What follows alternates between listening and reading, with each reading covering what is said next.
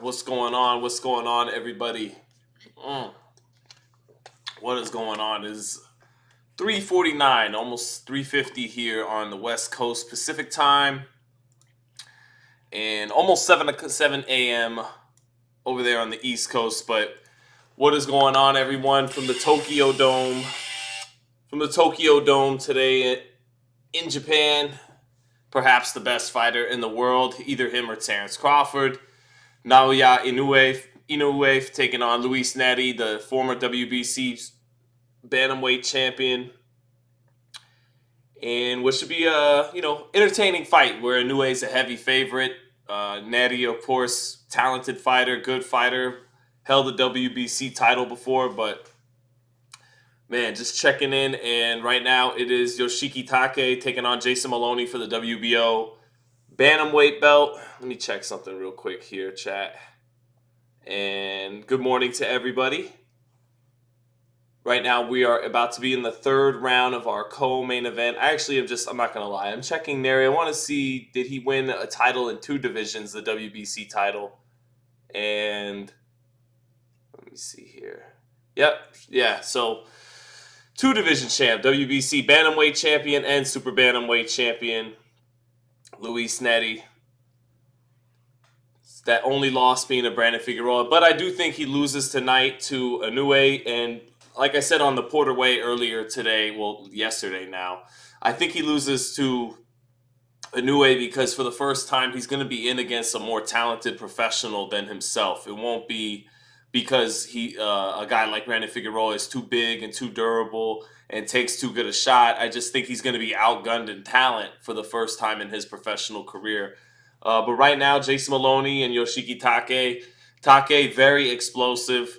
Like a lot of these Japanese fighters, just becoming more and more explosive over there. In decades past, tough workman-like fighters who would still, help dominate these divisions alongside a lot of the Latin American countries. But these dudes are a lot more explosive these days, from Junto Nakatani to Ioka and Subriel Matias coming out. Not Subriel Matias. Murata. Who was that? God, it's early, but Subriel Murata might be who I was thinking about. But a lot more explosive right now. And Inoue is the most explosive fighter in boxing, alongside guys like Tank and Canelo and a few others. But yeah, right now, Take is all over Jason Maloney. Jason Maloney hurt in the third round, complaining that punches are coming to the top of the head, but that southpaw Take is, just more explosive than Jason Maloney right now early in the third round. So let's say what's up to everyone in the chat.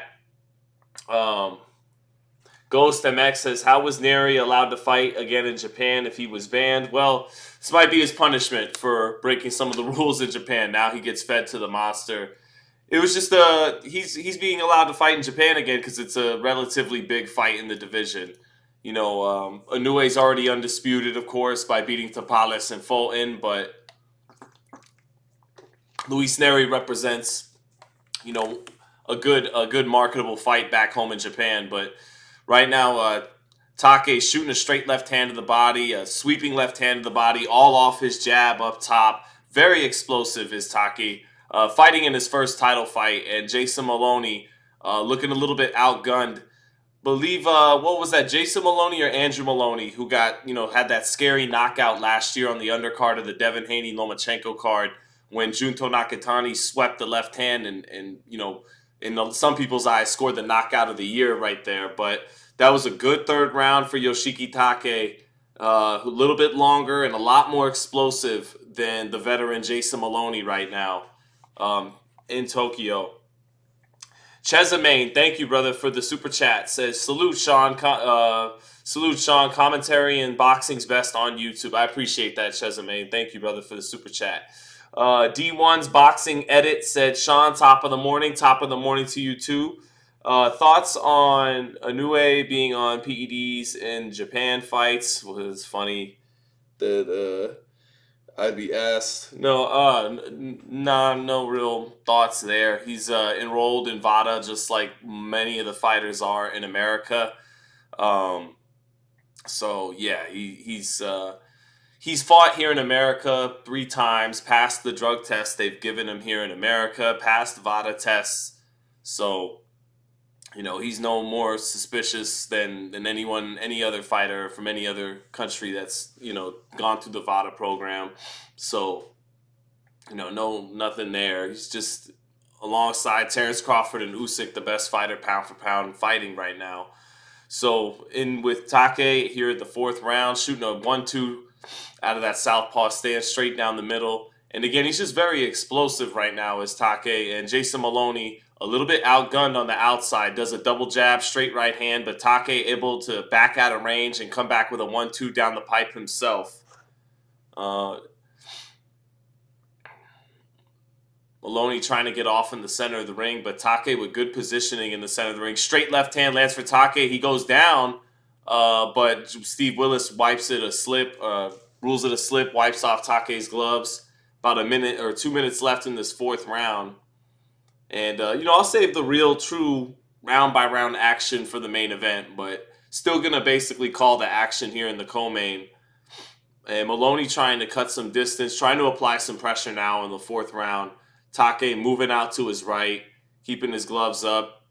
Maloney blocking the jab. Maloney trying a straight right hand against the southpaw, but can't find the mark right now. But he is trying to pick up that aggression. 2 or 3 jabs from Jason Maloney, 2 to the up top, 1 to the body, but all of them falling short. Now Take steps in range instead of backing away from Maloney. Lands a jab, measures him with the jab.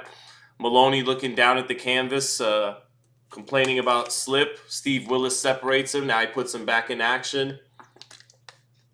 2 jabs by Take, who's now stalking Maloney, switching the front foot pressure between the 2 fighters. Take using his jab very well, giving half his body behind it, trying to set up a power shot behind the jab. Double jab, straight left hand by Take. Maloney catching well on the guard, but Take punching through the target and not at the target.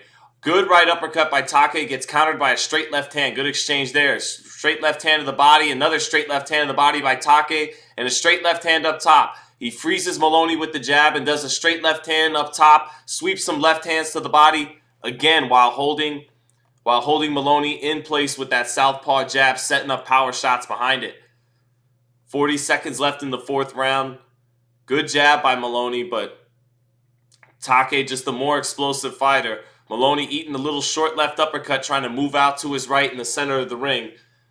Take leading the shot well there. Take, little smile there at Maloney. Lead right hook. Maloney catching some of that on the top of the head, getting his gloves up. Good jab by Maloney. Blocks a straight left hand coming back his way. 15 seconds left in the round. Is that your home gym? Says Ghost MX. It is. My wife works out back behind me in that home gym you see. I go down to, the 24-hour fitness, but yeah. So, Marshall Z saying Amazon Prime. No, this would be, this is on ESPN Plus. Yeah, now they're showing highlights from the old Mike Tyson Buster Douglas fight. Biggest upset in boxing history. Happened right here at the Tokyo Dome. And Luis Nery said before the fight he expects to be able to, well, I've got to look up the exact quote, but basically Mike Tyson got upset in the Tokyo Dome. Why not Luis Nery or Naoya Inoue?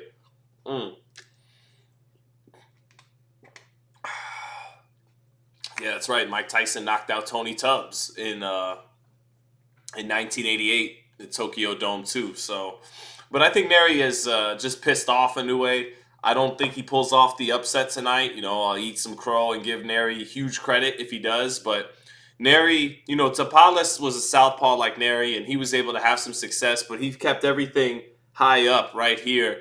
And Pantera Nery, he's used to being the more talented athletic fighter and doing like some of the stuff Canelo was doing to Munguia as the more talented fighter. Pull counters, dropping his hands a little bit, and using some of that talent and athleticism and upper body movement to punch off the pull.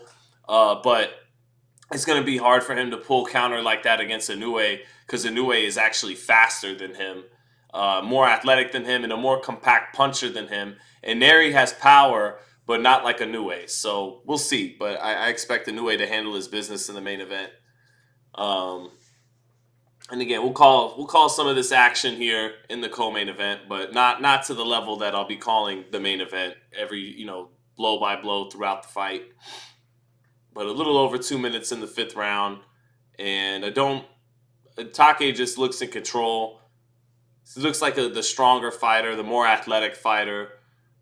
Jason Maloney been around now in some of these big fights for some years now, kind of trying to get over the hump in these world title fights, but he still looks a little outgunned in explosiveness and athleticism right here. Maloney trying to circle to his right, keeping his gloves up.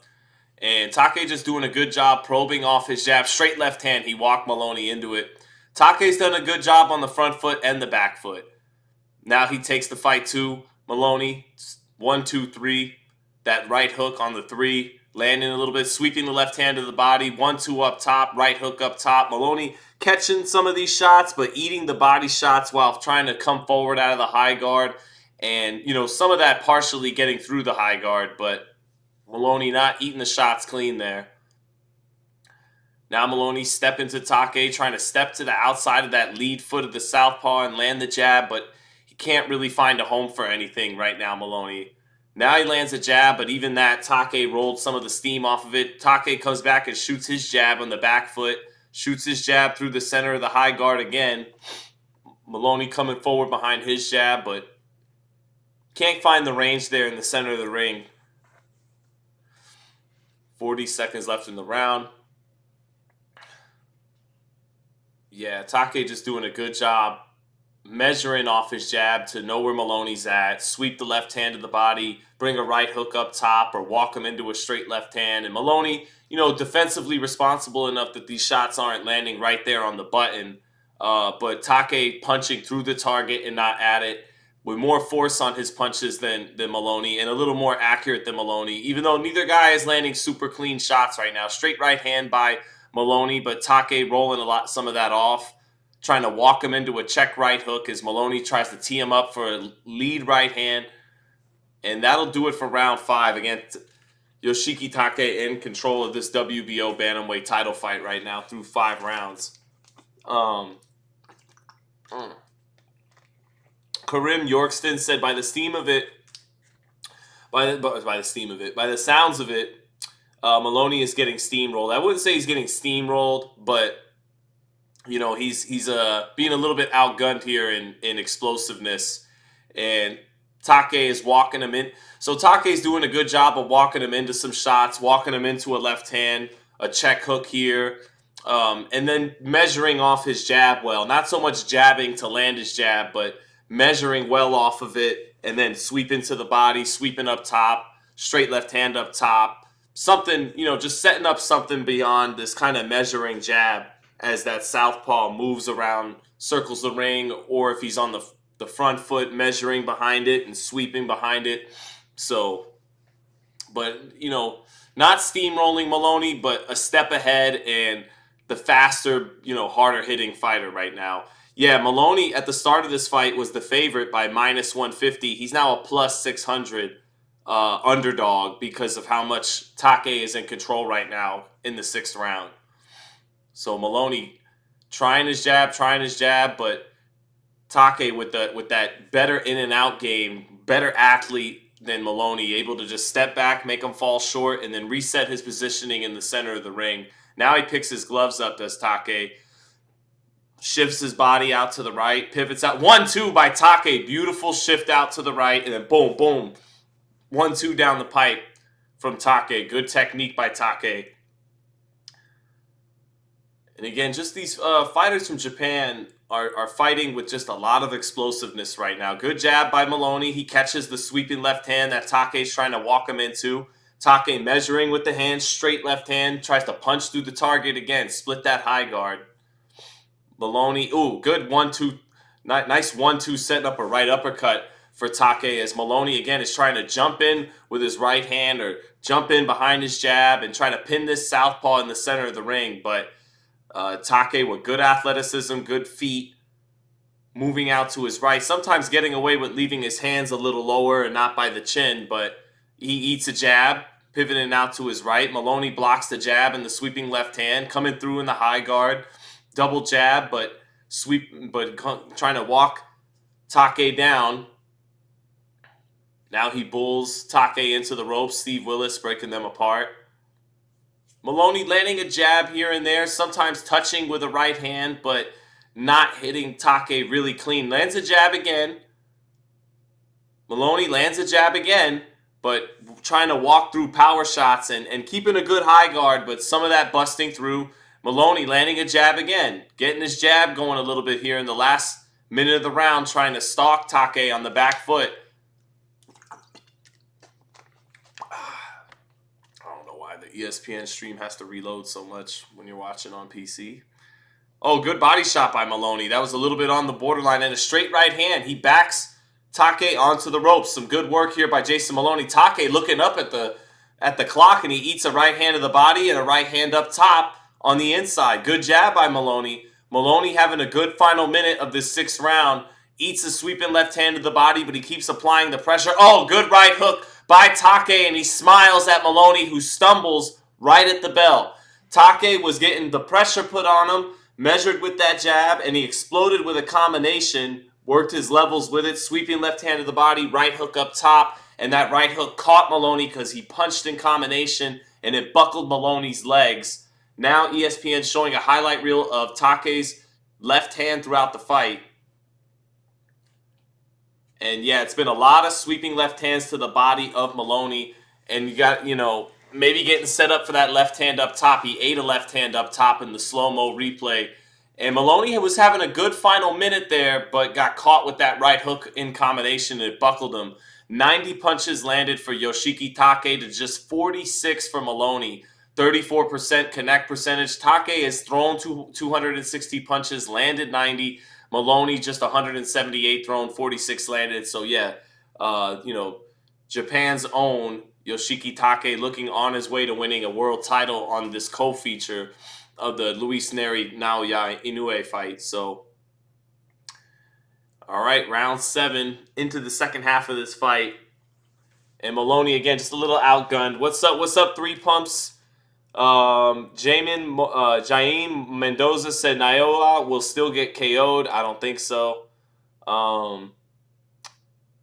Let's see. He don't want to leave his hometown because he doesn't like an unannounced drug test. Says Ghost MX. Real recognize real. How do you have the fight, Sean? I've just seen Yoshiki Take in control ever since I've tuned in around 3. Tay-Day, what's going on, Tay-Day? What's going on? James Jackson, am I doing Loma versus Kambosos? I am. D1 Boxing Edit said Sean is the most detailed fight caller in the game. There's no one even close, and I don't care who you watch. They're not even in the same field. Thank you, sir. I appreciate that. What will Inoue's legacy be? Well, he's going to be one of the all-time great fighters in these weight classes from flyweight to super bantamweight. Oh, straight left hand by Take. And Maloney, very tough, applying pressure, but trying to walk through some of these left hands. Good jab by Maloney. Knocks up the head of Take, but he's going to need more than that. Another good jab by Maloney, but sweeping left hand to the body, right hook up top. Maloney eating power shots while landing his jab. He is getting his jab going here in the 6th and 7th round, knocking Take's head up with some jabs, but having to walk through power shots to get his jab off, and that's not going to be enough to win you the round. Maloney doesn't have a big reason he's not as explosive as Take is Take. Even though he could jump in and out of range a little bit, take steps out of range, steps back in range, Take has his feet underneath him and his lower half committing to his punches more than Maloney. And sometimes it's not even a matter of technique. Take is just a more explosive athlete and a better puncher than Maloney. Maloney trying to walk in behind his jab. He walks into a big right uppercut from that southpaw, and then Steve Willis warning Maloney there as they fell into a clinch there. Maloney had him in a bit of a headlock and threw a nice right uppercut to the body. Steve Willis saying, watch out that stuff. 30 seconds left in the 7th round. And hold on a little. There we go. Buffer there. 30 seconds left in the round. Good jab by Take, stepping over to his left. Maloney getting rough in the clinch. Right hand to the body, right hand up top. Definitely showing some heart, Maloney, as him and his brother always do. Kind of outgunned in athleticism, but still coming forward, trying to push the pace, push the fight. And the 10-second bell rang a little early there. It was supposed to be only the 10-second bell, but that's it for the 7th. Maloney's applying pressure and touching Take now, whereas Take wasn't even getting touched with much.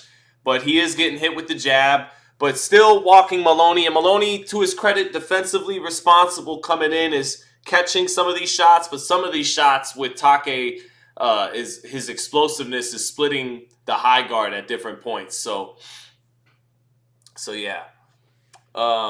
Roman Cantu says, good morning, Sean. You know your boxing. Thank you, sir. Wow, we're up to 120 people. Shout out to everybody at 4 in the morning on the West Coast, 7 in the morning on the East Coast for coming in. Real to recognize real. What's going on, brother? Equaz ROG says Inoue has fought out of Japan too, by the way. He has 3 times. McWilliams Arroyo, I was there. One of the Maloney brothers, I think it was Andrew Maloney. I wasn't there. That was the bubble. And then when he knocked out Das Marinas of the Philippines, I was there. I was at 2 of his 3 American fights. That first one was on the HBO Superfly card. He fought McWilliams Arroyo, went the distance, and then got 2 knockouts against Maloney and against Das Marinas. So, yeah, no doubt. Now Take shooting that jab up top, straight left hand. Take with a little bit of a wide stance, not keeping things tight and compact. Oh, straight right hand by Maloney, followed by a left hook. And he paid for that wide stance there. Hands below the jaw, not keeping up the high guard and not pulling away from punches either, using a lot of upper body movement, just having a good sense of range. And Maloney landed his best shot of the fight that I've seen so far. Good straight right hand, knocking up the head of Take. Take stepping over to his right, trying to still get that outside lead foot positioning. Now Take standing in front of Maloney, planting his feet. Overshoots a 1-2, gets the jab blocked. Maloney stepping out to his left in the center of the ring, keeping his gloves up. More compact stance than Take. Take a little wider base. Take moving out to his left. Fight starting to get to deep waters now where that veteran Jason Maloney may have some success. Take complaining about his mouthpiece to Steve Willis. And Take will get taken to the corner by Steve Willis. Maybe getting a little tired here. So Maloney, getting that high guard split with the left hand, but he lands the jab. Knocks up Take's head, and Take goes to the canvas after eating that jab because it's wet in the corner he went to, so no knockdown. But a little bit of momentum now, a little bit of life for Jason Maloney. Catches the left hand on the high guard. Steps in behind his jab. 1-2, left hook by Jason Maloney. But Take pulling out of range, getting away from it. Good jab by Jason Maloney. Little over a minute left in the 8th. Take, nice right uppercut. Pivoting out to his right, measuring with the jab, and then boom, shooting the right uppercut, splitting the high guard. That got Maloney's attention. Minute left in the 8th round. Maloney jabbing, coming forward, walking into a right uppercut again, shooting a straight right hand as he ate it. Straight left hand to the body by Take, keeping Maloney on the end of the punch there. Straight left hand to the body. Maloney getting out of the way, the 1-2, but now the 1-2 splits the high guard and a right hook to cap that 1-2 for Take, making it a 1-2-3. Right hook blocked, but that 1-2 did split the high guard right before it. Maloney, good right hand to the body. Measures with the jab, sweeps the right hand to the body twice, getting Take on the ropes. So a better round for Maloney this round. Might have won it, still could have went to Take. They both landed some good shots that round, but a much better round for Maloney. Finally got Take's attention with a right hand earlier in the round. Another right hand from Maloney on the inside as Take was trying to reach for a straight left hand to the body. Maloney landing that right hand. And Maloney trying to, swing this fight with his determination, bleeding from the nose after the 8th round. Take still in control of this fight, but Maloney did get off with a good right hand there in the fight. Now they're showing a commercial for Lomachenko Kambosos. Ghost MX says, I love this ref. Yeah, Steve Willis is the best. America is Cobra status says America isn't the center of boxing anymore. Just face it. These guys are making more at home, and we got Bud who can't even sell out, and he's great. I guess fair point. Rudy Tupapa said, yeah, watching from Florida, 7 a.m. James Jackson says, what's your vision for this channel? I just want it to be really good. Just want it to be really good interviews, really good lives and insight and objective analysis about everything in boxing. And just kind of let the numbers and the following fall where it may. But just be the best, provide the best coverage I can. And as corny as it sounds, be the best me. But 9th round, not going to lie, want to get through this. Take in control of this fight, but really saving the sexy play-by-play call for the main event. Good sweeping left hand to the body for Take, punching in combination. Another sweeping left hand off the back foot. Maloney trying to apply pressure, but eating power shots, even though he catches some of them with the high guard. But eating body shot, eating a lot of sweeping left hands to the body is Jason Maloney. And good right uppercut by Take. Take punching in combination to start this 9th round. Sweeping another left hand to the body off the jab. And Maloney just trying to walk through these shots and cut the gap, but struggling with the ranginess and the athleticism of Take on the outside. Good first minute of the 9th round for Take. Maloney not able to get anything done here. Walking into another right uppercut against Take. Take trying to check with the right hook. Straight left hand getting blocked. 125 shots landed for Take to just 73 for Maloney. But that 8th round, like I said, more competitive. 13-13. They evened up in their punch count. And in the 5th round or 6th round, 20-19 for Take. So some competitive rounds, but still think Take in control of this fight right now. Oh, a little bit of a headbutt knocking up Take's head, and he complains about the headbutt coming to the nose. Take a little more tired in the second half of this fight, and that's let Maloney make it more competitive in these rounds. But this has been a Take round with about 1:15 left in the 9th. Maloney hasn't been able to get anything off this round. And Take still setting up that right uppercut, sneaking it in between ranges there where he's far out. And just as Maloney is cutting a little bit of distance, he's pivoting, he's getting that lead right foot outside of Maloney's left foot and shooting that right uppercut in between range there. And that's giving Maloney some issues. 1-2 on the outside for Take. Yeah, Take with a wide base off the back foot at times.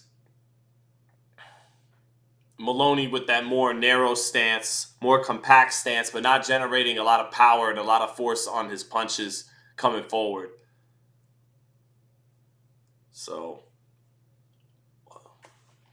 Take measuring with the jab, 1-2, trying to split the guard, just using his feet, using his range and athleticism in the center of the ring. Maloney popping his head up with the jab. Maloney having a hard time with the southpaw stance. He's the one being kept on the string. That lead foot positioning is better by Take. And he walks into that right uppercut again, does Maloney, and that hurt him. That hurt him at the bell. And yeah, that right uppercut is giving Maloney issues. And the southpaw stance and the athleticism. So, yeah, Take in control of this fight. Yeah, that was a headbutt right to Take's mouth they're showing on the slow-mo there. But Maloney better be careful of that right uppercut. He's trying to jab to his left, take the angle, but no matter what he does, Take just seems to step ahead. And again, he's doing a good job this last round or two of gauging the distance and walking him into a right uppercut and having his chin, his head off the line by getting that lead right southpaw foot to the outside of Maloney's, orthodox left foot. So, James says, damn, Maloney is getting outboxed by a kickboxer. Do I think boxing will ever become a mainstream sport again? I mean, boxing will go through spurts of mainstream sports fans all of a sudden catching boxing fever for a big fight, and then they will leave us for Take versus Jason Maloney. But there will always be spurts and bouts throughout the year for the big fights where all of a sudden the public they get boxing fever for a week or a weekend, and then they go back to their normal shit. And us boxing junkies continue to watch these kind of fights. But Yeah, I didn't realize this. I didn't realize they're saying Take's 8-0 with 8 knockouts. On BoxRec, he was 14-0 with 8 knockouts, but here on ESPN, they're saying he's 8-0 with 8 knockouts. Anyway, he's in control here in the 10th round. Maloney game, very game is Jason Maloney, but just outgunned in some athleticism and whether it's Take on the back foot or applying a little bit of pressure, he's just a step ahead.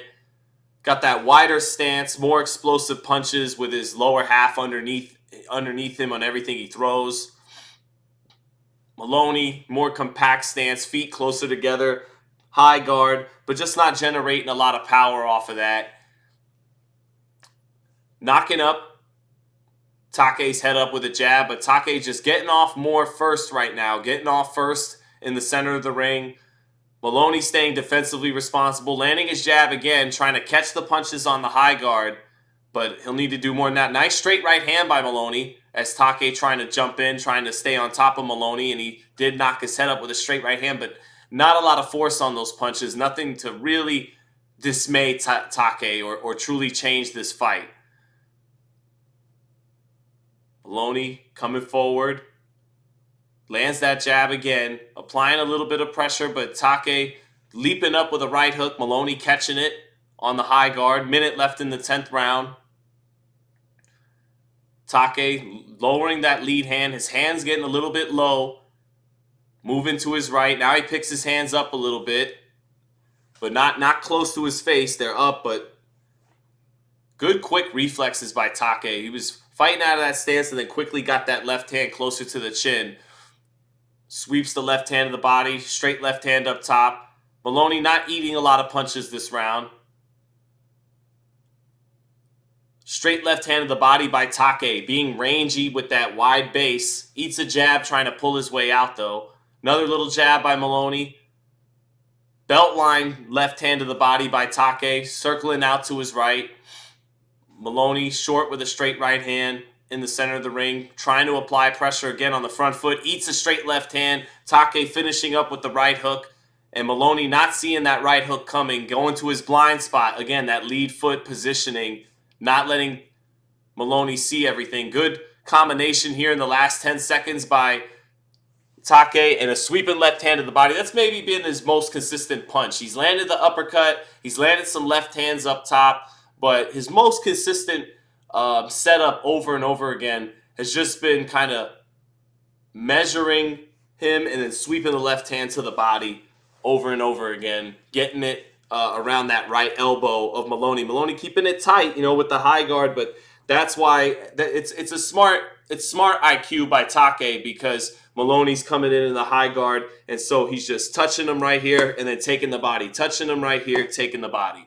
So good move by the southpaw. Oh, thank you. Lok Tuapo said it's 9:20 p.m. in Australia, and this is a very nice way to spend a Monday evening. Good commentary, Sean. Yes, thank you for the commentary, for saying that. But the commentary will get better for the main event. It will wake me up. Seeing the monster fight will wake me up a little bit more. So bear with me in this co-main, and we'll take it up a level for the main event. 54 body shots for Take to just 11 for Maloney. So like I said, that's been the go-to punch, and CompuBox representing that for Take. So Take in the center of the ring, little half steps back, half steps to his left, makes Maloney fall short with the jab. Seeing everything because he's not up here, he's here, or sometimes even here, dropping the lead hand and being able to have better vision than Maloney, who's right here, trying to cut the distance. So Take, the more versatile fighter, fighting both ways, the more athletic, explosive fighter, and able to change stances more. Maloney having to always rely on that high guard, being a little bit more predictable with his attack, and Take more dynamic, with that wider base, generating more force, and never really knowing whether he's good right uppercut by Take, walking Maloney into it. Maloney's walked into a lot of right uppercuts these last couple rounds. Take now holding his ground in the center of the ring, shoots the jab, shoots the 1-2. Maloney with the gloves up to block, good defensive responsibility, but not dynamic and athletic enough to get the better of this fight. Maloney stepping over to his left, but he can't get that lead foot positioning. And he's spending more energy, and Take, just being the more talented fighter, just able to easily take his little half step to maintain his positioning. Maloney really trying to get there, beat him to the spot, but the better athlete able to just simply shuffle his feet over and keep beating him to the lead foot positioning spot in the center of the ring. Take measuring with the jab, shoots the jab, holding his ground in the center of the ring, makes Maloney easily fall short with a straight right hand. Again, sweeps the left hand of the body off the touch jab. Minute left in the round. 1-2 by Take. Maloney blocking it, backing out of range. Then he resets, tries to get back in range, has to eat that 1-2 and block it on the high guard. He catches it, but then it sets up a straight left hand to the pit of his stomach. So even when he's keeping his hands up to block Take's attack up top, he's got to eat that left hand of the body a lot. Take with a 1-2-3, but Maloney blocking that up top. 30 seconds left. And Take on his way to winning a world title, man. That's for sure. Maloney just can't find the range, can't cut off the ring. Can't cut off the ring against the southpaw. He's making his way out to his right at will, is Take this round. Maloney coming forward behind the jab. Wasn't really able to get off much this round. He had to deal with some tough pivoting and angles from Take, the southpaw. He can't cut the southpaw off in the center of the ring. And that does it for round 11. Sweeping left hand to the midsection for Take there, and Maloney complaining that it's low, but Maloney with a little bit of swelling by the right eye, some blood from the nose, and Take is 3 minutes away from winning a world title. James Jackson said, "Bang, bang. Thank you, sir." Thank you, sir. I love this sweater. I'm not gonna lie. I do love this sweater. It's got a dope. It's got a dope back too. Hold on, let me see. Let's see. That's right, baby. Super Bowl 23 champs with the globe on it, but do love this sweater. And I'll be taking it off once the sun gets up, but it is a little chilly even here in Vegas with the sun down. So, Lord Roquita said Raiders. I cover the Raiders, so definitely got love for the Raiders. Sean, do you give Luis Nery any chance to upset Inoue? I mean, yeah, he's a two-time champion, so he has a chance, but not really. No, I'm expecting Inoue to do what he tends to do, and that's be spectacular and show Nery, who's a talented champion, that there's a couple of levels between a talented champion who's, dedication wanes at times to the sport to maybe the best fighter in the world, if not the top 3 pound-for-pound fighter in the world in Inoue. So Take getting off in the center of the ring with combinations. Maloney catching some on the high guard, but by punching in combinations, splitting the high guard with some of his power shots, did Take. Maloney extremely game. A lot of Australian fighters are game and very tough, but just outgunned a little bit in positioning and explosiveness throughout the night. Maloney still coming forward, still trying to land hard shots, but walking into shots more than he's landing anything. Good jab by Take at long range. 1-2, 1-2. Maloney with a short left hook, sweeping right hand, but not able to touch the southpaw. Now they clinch in the center of the ring. Minute 50 left in this fight. Does Fulton have any chance of getting an Inoue rematch down the road? No, that fight was not competitive for even a second. That was a blowout through 7 rounds, a shocking blowout in that just about everyone favored Inoue to win that fight. I picked Inoue to win, but I didn't expect him to do that to Stephen Fulton. I think Stephen Fulton's a better fighter than Nery at 122 pounds. So now good short straight right hand by Maloney. Maloney getting off in the set, finally cut that distance. Take a little uncomfortable on the inside, and Maloney busting him up on the inside, and Take holding on. Good jab by Maloney and a right uppercut by Maloney. Oh, good left hook by Maloney. He has Take hurt. Take is hurt in the 12th. He backs him up with a right hook. Squares up his stance on the ropes. Take is hurt with a minute left. Take measuring with the jab, but he's hurt. He eats a right hand. His hands are down, Take. Not being defensively responsible. He's buzzed. Lands a right uppercut on the inside, but Maloney has a chance to do something epic here. Short left hook for Maloney. Sweeping right hand for Maloney. He's in Take's chest. Take is not getting his hands up. He eats a left hook. He eats a little right hand on the inside. Maloney not with the power to really get him, though. Little right hand, left hook by Maloney. Short combination by Maloney. Sweeping right hand.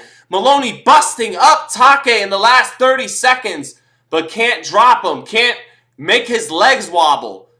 Good left hook on the inside by Maloney. Take exchanging with Maloney, but not being defensively responsible. His chin is up and his hands are down. He's lucky that Maloney isn't a better puncher. He's hurt at the bell. Right hand, left hook for Maloney. Maloney eating the power of Take, and that does it. For round 12, Take exhausted on the ropes, but he will win this fight. But a huge close to the 12th round by Jason Maloney. Ugly, ugly final minute there for Yoshiki Take, fighting with his hands down and his chin exposed and exchanging with Maloney down the stretch of that round, tired and not defensively responsible. He is exhausted in the corner, and that'll do it. He won this fight, it would appear, but an ugly last minute, big final minute for Maloney. He definitely won that round. They're taking the gloves off immediately of Take, who is sitting in the corner exhausted. Now a little bit of a smile overcoming his face. Maloney exhausted too, standing up in his corner. But a great gutsy game final minute there by Jason Maloney, who was having to walk through in the crowd in Japan applauding both fighters after that 12th round. Definitely looks like Maloney lost this one, but good final minute there. Good moral victory there. Rude Dog 211 said, damn, Take took a beating at the end. He did take a beating there in that last minute. The Angry Casual fan says Inoue is in trouble today. I don't think so. Let's see.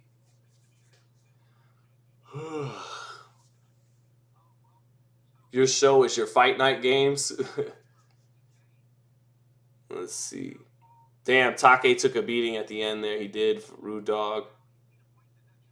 Is boxing or soccer a more global sport? That would be soccer, but who cares about soccer? I know a lot of people do. I'm not one of them.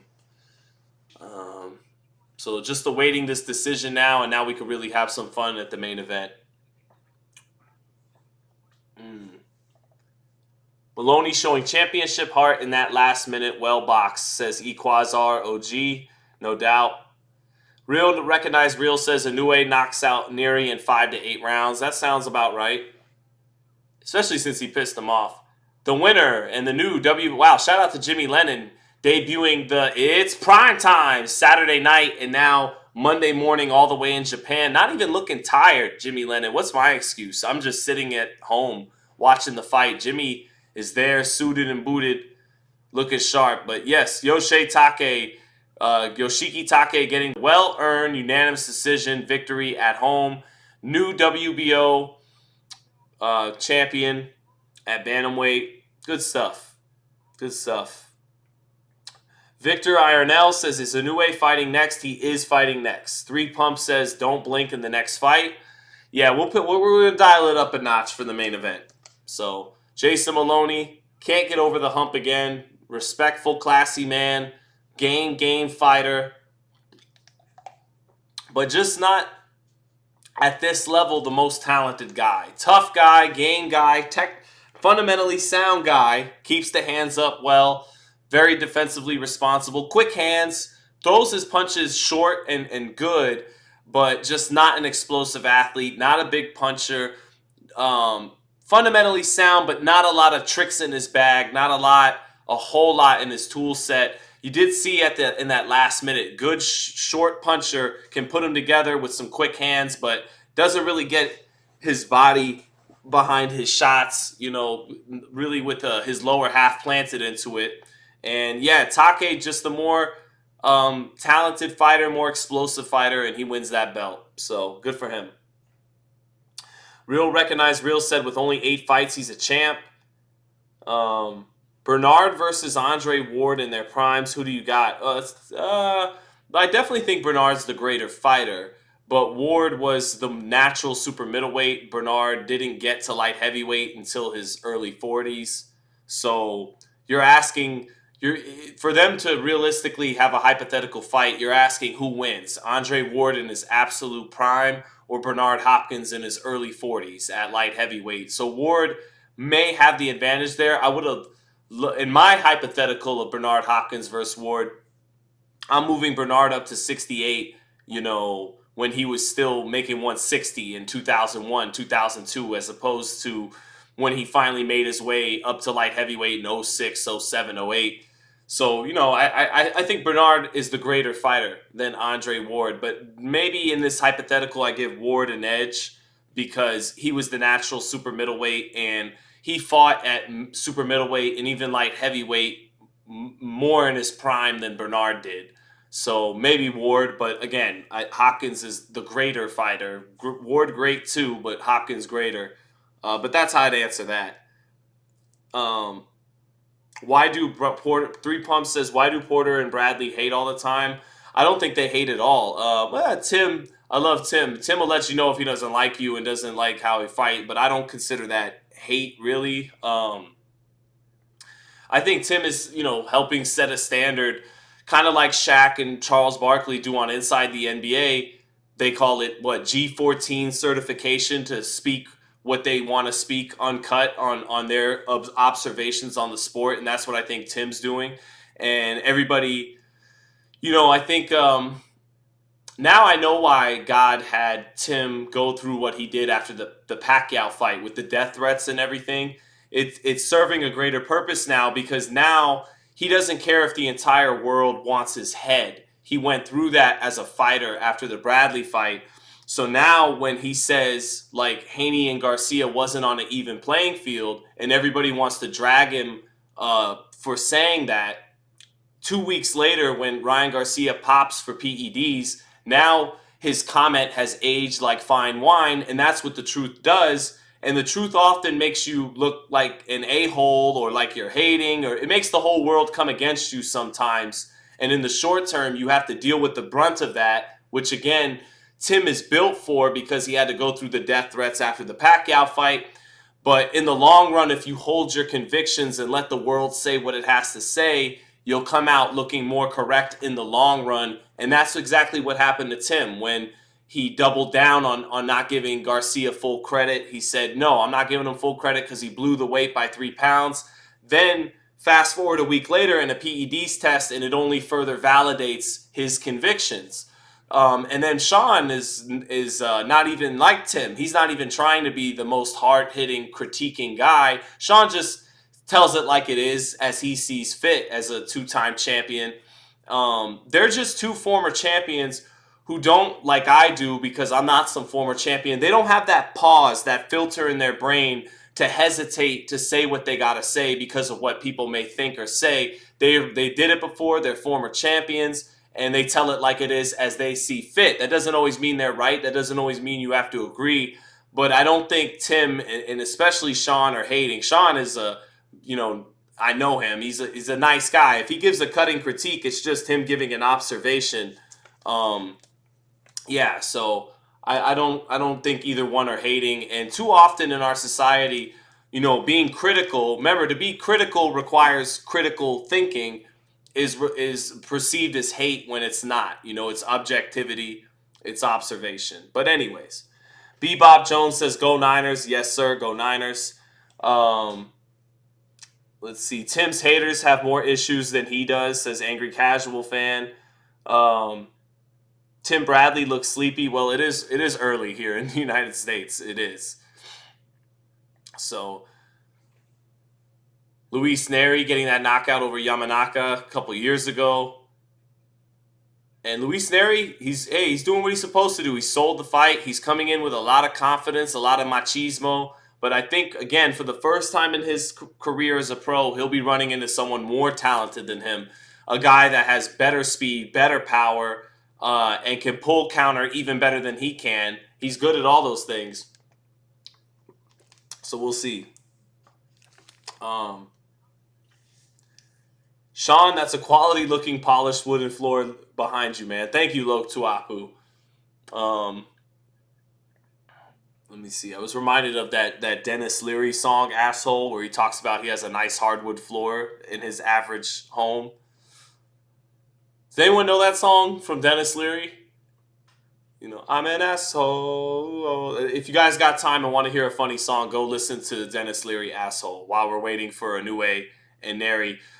Coming up in 3.5 minutes, and they're looking. We're hearing Joe Tessitore and Tim Bradley in the studio. Let me hear a little bit of this.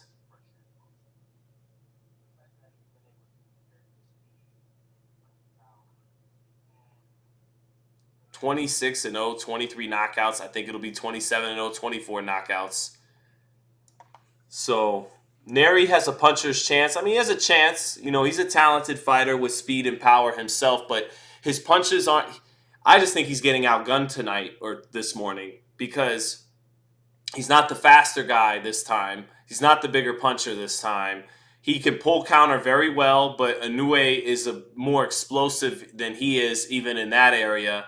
Inoue, I think, is more accurate than Nery. His punches are more compact. So he's the more explosive guy, faster, harder hitting guy. I think he's got more tools in his bag than Nery, even though Nery has good skills too. And he's coming in with confidence and huevos. But yeah, I got Inoue, but we'll see.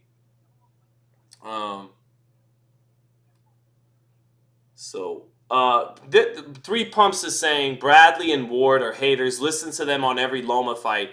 Three Pumps, everybody said that Bradley called the fight for Lomachenko against Devin Haney too biased for Lomachenko. Everybody complained about that. So I disagree about any bias against Lomachenko. Andre has talked up Lomachenko too. There was a competitiveness with Lomachenko when he was still active because he wanted to be considered number one pound for pound, not Lomachenko, but he's always given Lomachenko his credit calling his fights. And then Bradley was accused of being biased for Lomachenko in the Devin Haney fight. So, Mr. Video Game says Nery doesn't have a chin. He loses by KO. I wouldn't say he doesn't have a chin, but he does leave his chin exposed because he's used to being the more talented fighter. He'll drop the lead hand, pull his way out of range, and he's not going to be able to get away with that, I think, against a guy who can cut distance and explode like Inoue with his punches. So we'll see. Joey S. says, Homeboy looking like Shaggy from Scooby-Doo. I've never heard that one before, believe it or not.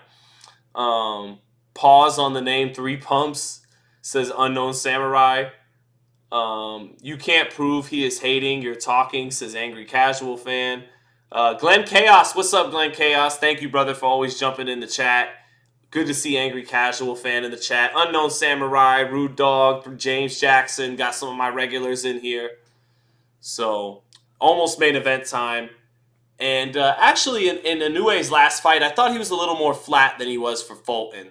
And, Fulton being this undefeated, highly ranked American champion, talking about the glove stuff when he was there. Not the glove stuff, the hand wrap stuff, and it pissed Inoue off and brought the best out of Inoue. And then against, Paul Butler and Tapales, two guys he still dominated. Those southpaws on the back foot, they made him look even though it was very dominant, not as spectacular as the Fulton fight. I think he gets, I have a hunch he's going to be spectacular tonight, like in the Fulton fight, because Nery pissed him off and talked a lot. Emmanuel Rodriguez is a good fighter, the Puerto Rican champion. He talked a lot, and Inoue got him out of there in, 1 or 2 rounds? Got him out of there nasty for talking trash to his father. So usually in these scenarios, when you give Inoue something a little extra to fight for, he shows out big.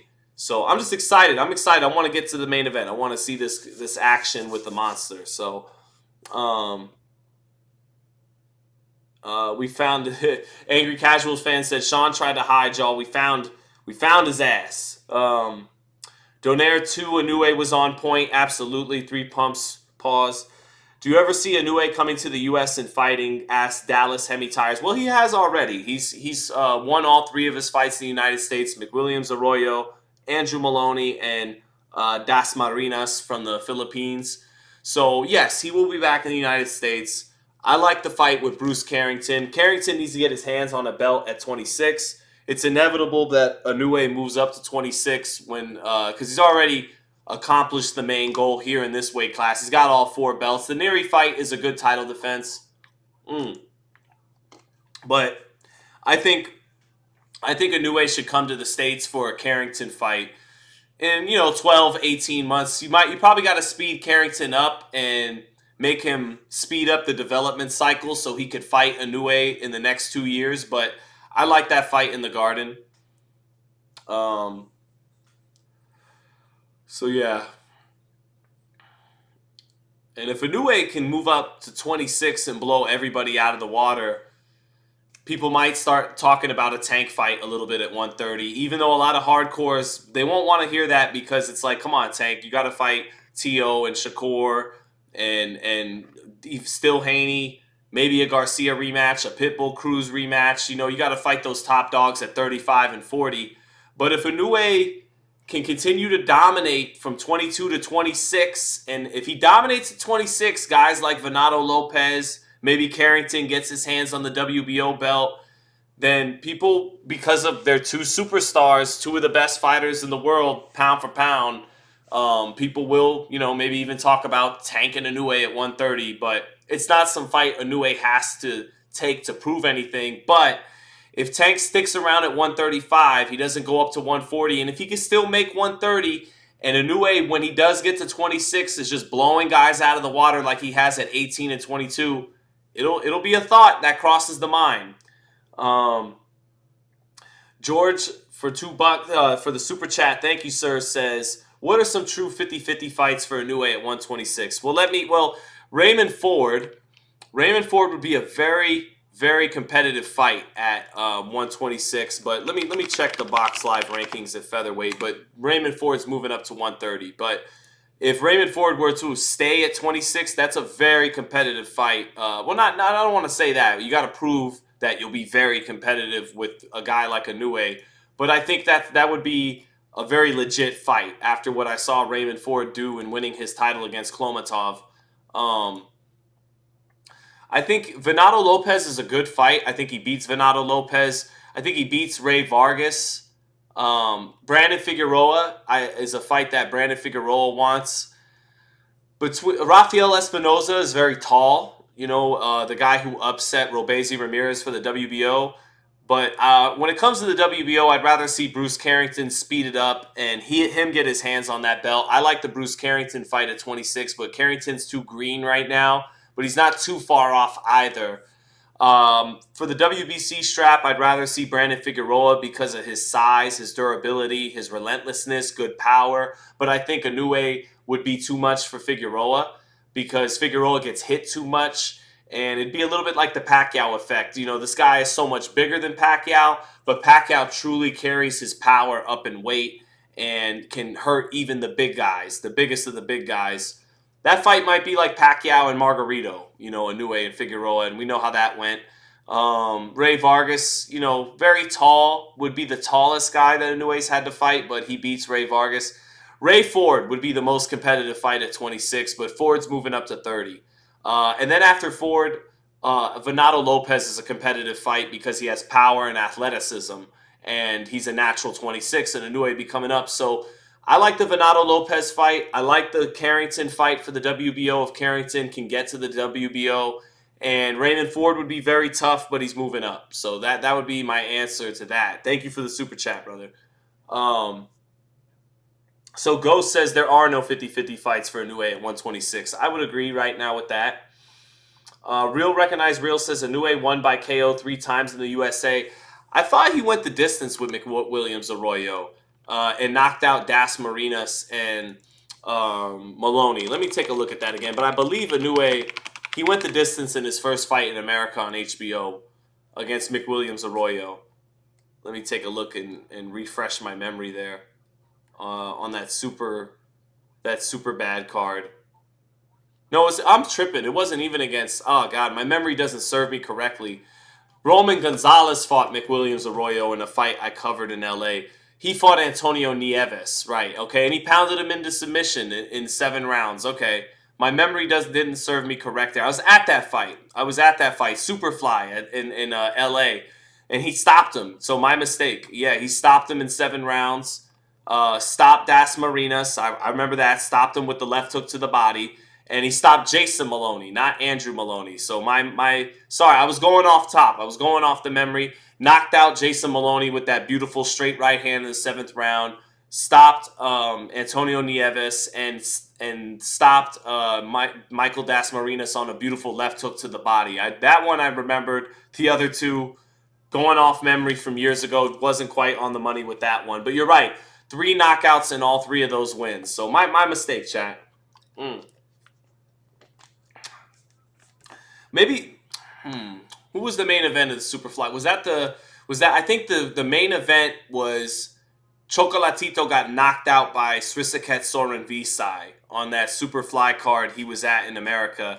Let me check. It was either that, but I believe that's what it was. Inoue was the co-feature, and I think that was the night Soren Visai knocked out Chocolatito in their rematch. Yep, and Gallo Estrada beat Carlos Cuadras, and Inoue fought Antonio Nieves. And Sinisa Estrada and Brian Valoria were on that card too. But all right, here comes Luis Nery coming to the ring now. Mexican flag coming in bold and confident is Luis Nery, 35-1, 27 knockouts, 5th world title fight of his career, 3-1 with 2 knockouts in title fights. Only loss. Is this the guy from Santa Fe Clan? Is that right? Santa Fe Clan, the guy who walked out Canelo for the Charlo fight? Looks like that might be them. Or a knockoff. No, I'm pretty sure it's those it's either the Santa Fe Clan guy or some knockoff, but I think it's them. I recognize them from Canelo Charlo. But Nery coming in bold. Coming in not with the gentleman code in Japan, but coming in with the eye of the tiger, confident, bold, got the Mexican flag behind him, coming into some what is Santa Fe Clan, chat? Help me out. What is it like? Is that like rap corrido stuff, or what do we call that? Have I ever met Jimmy Lennon? Unknown. I have. Very classy, the classy Jimmy Lennon Jr. They didn't lie. Classy guy, nice guy. So here comes Luis Nery now, coming in boldly and boastful and confident. Not coming in with the traditional mariachi. Luis Nery playing the heel beautifully to the hometown babyface, the hometown idol, Naoya Inoue. So is that Santa Fe Clan or is that just a knockoff, chat? So Nery coming to destroy. Total obliteration of a dosser, says B. I don't think Inoue's a dosser, and I don't think he's going to be doing any total obliteration. But you got to love the energy and the confidence from the challenger. Coming in with no fear, Luis Nery. And I guess we should expect nothing less from, a Mexican champion, right? No fear. Nery blesses himself, and now he steps through the ropes, wearing black trunks, black shoes, and the Mexican flag draped over him. Coming in seemingly with no fear, he raises his arms to the crowd, holding the Mexican flag in Japan in the Tokyo Dome, and playing a beautiful heel here. It's got the Canelo No Boxing, No Life logo tatted on him. And Nery comes in, no fear, bold, proud, confident. The challenger is in the ring, and now Jimmy Lennon, who does look tired. You guys are right. I'm tired too, Jimmy. Now here comes Inoue. Angry casual fan is trolling, saying, Sean, tell these guys that Lee would do Inoue something awful. No. Inoue would do Lee Wood something awful. Other way around. But that's angry casual trolling. I know it is. Fabian's A-Jet says Inoue is getting that man out of there in less than 2 rounds. Watch. I don't think so. So now this guitarist is playing. Let me turn my screen up a little bit. Let me hear this guitar solo ever so slightly.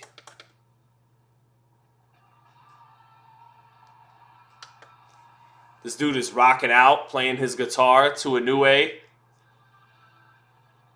Pretty sweet production value. Superstar-like entrance for the monster. We'll see. Oh, what song is this?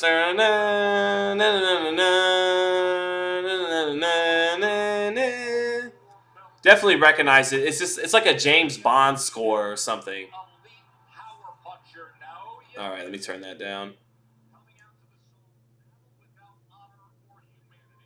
Okay, Battle Without Honor for Humanity. Okay, that's the name of the song. Inoue, very focused, got the eye of the tiger. He stands on the stage and just looks into the crowd, fire and pyro going off for Inoue. Inoue still yet to walk, and now he makes his way to the ring, does the monster with that fierce scowl on his face that he comes to the ring with, especially when his opponents have been talking. Inoue raises his arms, just as bold as Nery. And when you talk about the eye of the tiger, you talk about Naoya Inoue. He comes to the ring with a fierceness, with an intensity to him that is rarely matched. And he just has a look on his eyes heading into these big fights like he wants to fuck some shit up. No, there's probably a more articulate way to put that, but he comes in with a fierceness, a meanness, an intensity, a huge level of confidence. And he is coming in nodding his head, meaning business, like I'm about to beat the shit out of this man. So Nery came in very bold and confident with the Mexican flag, but Inoue, his fierceness and intensity and confidence, even something different than what Nery came in with.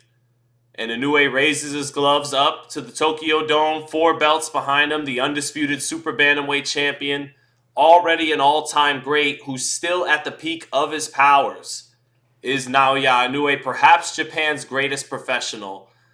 Already a 4-division champion. Maybe this is his last fight at 122 pounds. There's not much left for him here. But Luis Nery represented a very valid and competent and good challenger in the division, 2-division champion himself. Only loss to the naturally bigger Brandon Figueroa up at, what's that? No, that was at 122. Yeah, got knocked out at 122 on the body shot.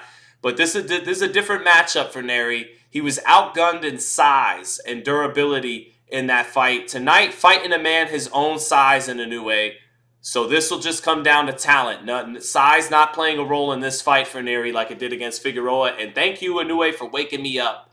Inoue in the ring now after that badass guitar solo. 2 confident fighters with power and talent in that ring. 2 guys who believe they're going to win. And we got an undisputed title fight 5 in the morning here on the West Coast. Let's get it. Let's get it.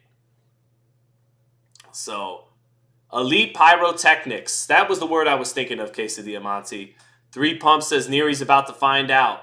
Mr. Video Game says Nery is the Mexican Buster Douglas. Inoue is the Japanese Tyson. Okay, going out on a limb. So,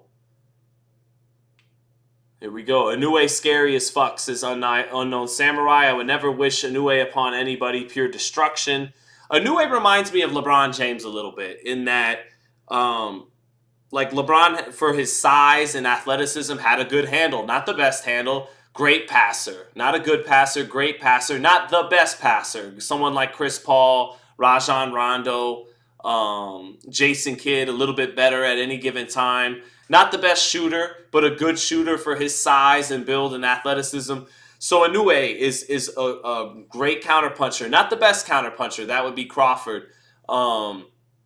He's got a lot in his bag, like LeBron had a lot in his bag. But at the end of the day, what made LeBron LeBron, and what makes Inoue Inoue is everything they do is done at a 10 out of 10 level of athleticism, and they're well-rounded. They can do everything. Inoue can fight off the back foot. He could counter and walk you into shots. He could lead. He could kill you to the body. He could split high guards with precision. Great jab, great right hand, great left hook. And everything he does is at just such a high level of explosiveness and athleticism with his well-rounded game. So in that way, he actually kind of reminds me of LeBron a little bit in basketball. So, yeah. Right now, Nery singing along that Mexican anthem, holding his hand in the Mexican anthem stance and singing along word for word along with his team. But But I think he's running into something a little bit different here in the land of the rising sun. But you should expect nothing less from a proud Mexican champion.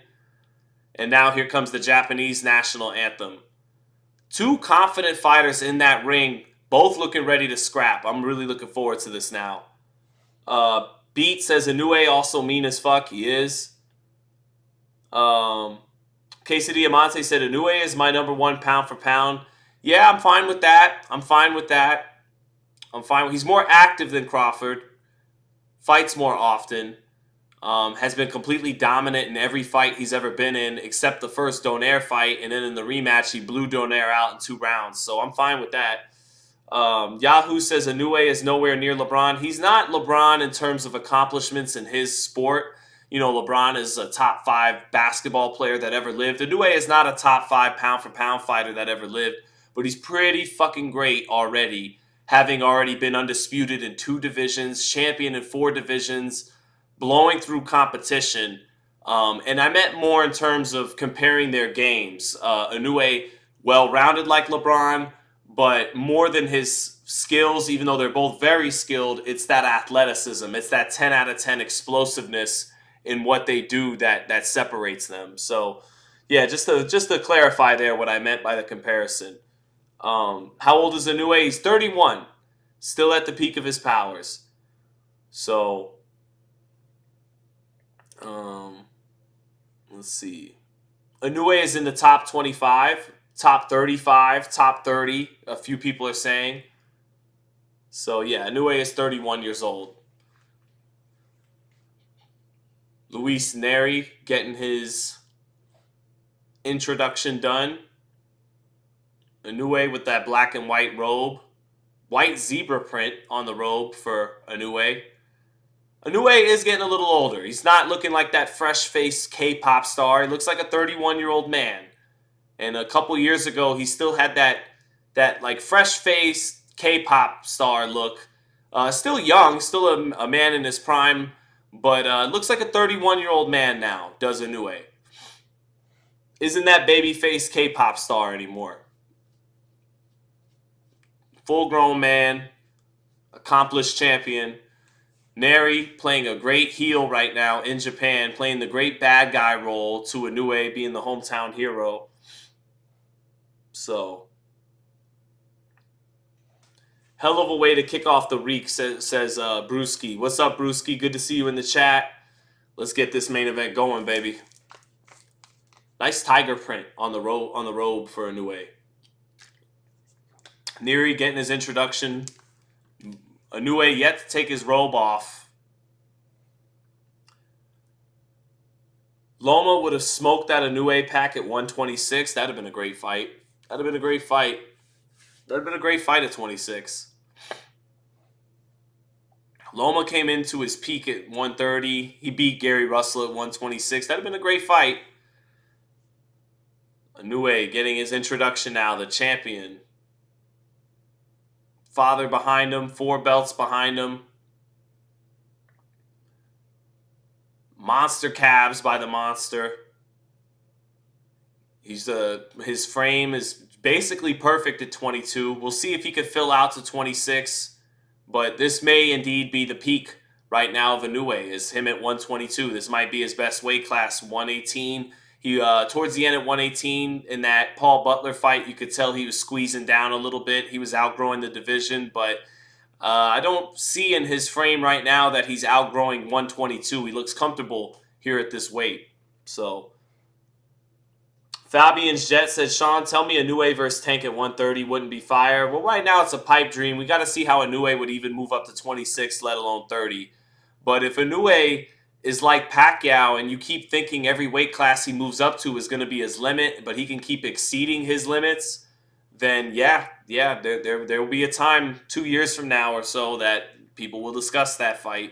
If Tank doesn't go to 40, so many ifs. If Tank still makes 135, if Inoue is looking as dominant at 26 as he did at 22, then, maybe, but why is Nery getting introduced second? That's odd. That's just odd that Luis Nery is getting introduced second as the challenger in the superstar's hometown. Did I miss something here? Angry Casual Fan says, you guys love to say people won't last with Inoue, but Donaire did. Yeah, but Donaire is, one of the greatest fighters pound for pound. He's an all-time great 5-division champion, one of the best punchers pound for pound in boxing history. That's a little bit different going 12 with a future Hall of Famer. I know it looked like Donaire had been washed, but Donaire had a late career resurgence. He had his Roberto Duran, Iran Barkley moments going down. Now an intense face-off in the center of the ring between Luis Nery and Naoya Inoue. Both fighters the same size. Both fighters very confident. Both fighters can pull counter. Both fighters have power and speed. And Nery is fired up, punching himself hard in the chin before this initial bell rings. Inoue doing the same, punching his gloves hard. Both guys fired up. No fear from Nery, it would seem. And here we go. Round one, they touch gloves. A little surprising there. Inoue keeping his feet planted in the center of the ring, holding position in the center of the ring, not moving. Inoue staying right in front of Nery, shooting the up jab, and Inoue does leave his chin up when he shoots his up jab. Big looping right hand by Inoue off the mark to start round one, but he tried to knock Nery out with the first big right hand he threw. Inoue touching with the jab, shooting a straight right hand. Nery coming forward with a 1-2, but Inoue takes a step out of range. Now a lead right hand close to landing on the chest for Inoue. Inoue looks like he wants a first-round knockout with the way he's keeping his feet planted. Nery touches him with a right hand. Inoue trying to check with the left hook, but leaving his chin up. Now Nery lands a right hand and backs Inoue up with the jab. Backs Inoue up with the jab, making Inoue go back in a straight line with his chin up a little bit there. Jab, left hand, straight right hand by Nery. Nery falling forward with a left hand, sweeping left hand, but falling short. Now Inoue keeps his feet set, picks his gloves up. Stays in front of Nery. Nery, with his gloves up, staying in front of Inoue in the center of the ring. Both guys looking like they want to load up on something early. Center of the ring, both guys measuring. Inoue lands a jab, crouching a little bit now. Stepping over to his left, trying to walk the southpaw into a right hand. Nery letting go of a sweeping left hand. Inoue backs out of range, makes him fall short. Nery trying to time Inoue when Inoue lets go of his right hand with his left hand. Neither guy landing clean in the first minute. Good left uppercut. Down goes Inoue! Down goes Inoue! Inoue let go of an uppercut. His chin was in the air, and Nery planted him down with a left hand, and Inoue looks a little shook after going down in the first round against Luis Nery. Inoue looks hurt. Inoue, for the first time, looking human and hurt. And he holds Nery. Down is Inoue, leaving that chin up. Trying to land that uppercut. Paying for his tech. Inoue is hurt on the ropes. 2 body shots by Nery, and he's pursuing Inoue. Inoue not looking like his confident, destructive self after going down. Nery pursuing Inoue. Inoue still buzzed. Inoue on the ropes, covering up, eating a combination by Nery. Nery trying to follow up. Right hook to the body by Nery. Right uppercut on the inside by Inoue. Inoue dangerously exchanging with his chin in the air. Sweeping left hand by Nery. Inoue picking the gloves up. Nery punching in combination there. Nery saying, come on, let's go. First time down in his career is Inoue. Finally in there with a punch who made him pay. Nery smiling at Inoue. Inoue falling well short with a right hand. Good jab by Nery, backing up Inoue. Inoue's legs not looking good, and his confidence not looking good. He took some of the swag and the aura out of Inoue with that left hand. Inoue smiling in the corner. He's embarrassed. 10-8 round for the challenger, Luis Nery. I'm already eating some words. Al Buga said, you called it early, leaving the chin up. Yeah, Inoue not used to a guy willing to exchange with him with power in the pocket. Inoue didn't see that coming. Inoue left uppercut, chin up, boom, ate a sweeping left hand on the inside by Nery. Nery with balls and no fear of the monster. Willing to exchange with his speed and power against Inoue, and he drops Inoue in the first round, and he could kiss pound for pound with Terence Crawford goodbye for now. Even if he knocks out Nery, Terence Crawford has never went down like that in an exchange, leaving his chin up. Ugly, ugly moment there for Inoue. And Inoue, no doubt, was a little embarrassed by that, and more importantly, hurt by that. The crowd in Japan trying to will him now in the second round. Inoue picking his gloves up, and I don't like the look in Inoue's eyes. I've never seen him look not this confident and fierce. Now he tries to shoot the jab, but Nery looking very confident, and he's got huge momentum now in the second round after dropping Inoue in the first. They're both fencing with their lead hand. Inoue not showing enough respect for Nery in the first round. He paid for it. And just paid for his technical flaw of leaving his chin up. Inoue picking his gloves up now, being a little more fundamentally sound. Shoots the jab and a straight right hand to the chest. And that's what Inoue may have to do, is fight more technically sound. And two good jabs by Inoue. Inoue going back to the basics to get this fight back. Oh! Almost got countered by a left hand. Straight right hand lands for Inoue. These guys are throwing bombs. They're both good punchers. Inoue backing out of range, trying to use the hook. Trying to use the check hook, stepping over to his left in the center of the ring. Good jab to the body by Inoue. Good first minute for Inoue. But Nery is dangerous in these exchanges in a way that Inoue hasn't been used to since the first Donaire fight. Inoue shooting the jab through the center of the through the center. Good jab. Keeping his gloves up. Little half steps back. Nery measuring, being patient. Trying to size Inoue up for when he makes a mistake again and make him pay with a bomb. Nery measuring, pawing with the jab, not afraid of Inoue staying in front of him. Inoue comes back with a right uppercut to the body, but his chin is dangerously in the air when he's letting go of his punches. It could cost him tonight. Inoue lands a jab up top. Too often when Inoue's letting go of his power shots tonight, his chin is in the air. It's exposed. Almost looking more like Ryan Garcia, in that he's very explosive, but that chin is in the air. Minute left in the second round. Inoue winning this round, but still not. Oh, now a check left hook drops Nery. Nery a little bit off balance, but he went down on a check left hook, and Inoue bats his gloves as if to say, I got that get back. 10-8 round both ways now. Both fighters down in the first two rounds. Nery, a little more off balance, walked into that left hook. Now a jab, sweeping right hand by Inoue. He's got his knockdown back. Nery measuring with the jab. Nery not as hurt as Inoue was on that knockdown. A little bit off balance, but he went down on a punch, so it scored a knockdown. Inoue keeping his right glove by his chin now. Letting go of combinations off the jab. Nery with good ability to pull out of the shoulder roll and not eat those punches too clean. But we got 10-8 rounds. We got a good fight in Japan for the Undisputed Super Bantamweight title. Both guys have to be economical with their punch selection because both guys got power and both guys can see openings in the exchanges. So 10-8 both ways. Good fight early on. 18-18 after two rounds. I do think Nery had the more significant knockdown. Let's take a look at this replay. Inoue taking a step out, leaving that chin up, but check left hook right on the button. And not so much anything to do with balance. Nery walked into the check left hook of Inoue. Inoue with that chin up. Right glove protecting him. Chin up. Half step back. Bam! On the check left hook. Drop Luis Nery. Both guys going down on left hands in the first two rounds. And Inoue was pumped. He knew he got his get back. And he knew he evened up.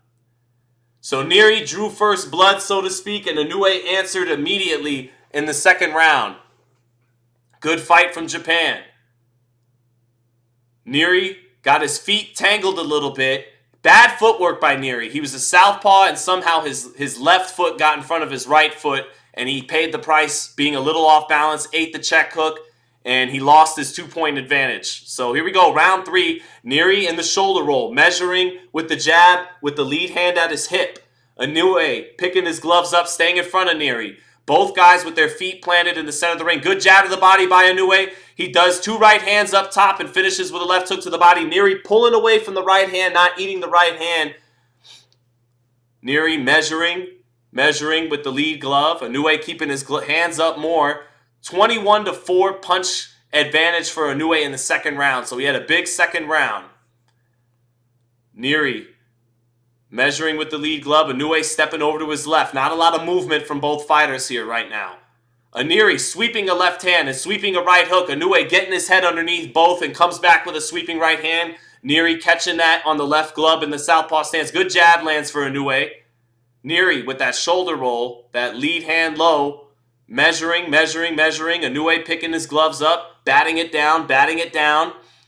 Nery trying to step forward, but Inoue backs out of range, makes him fall short with the straight left hand after measuring with the jab. Inoue staying on top of Nery, trying to hold center ring positioning.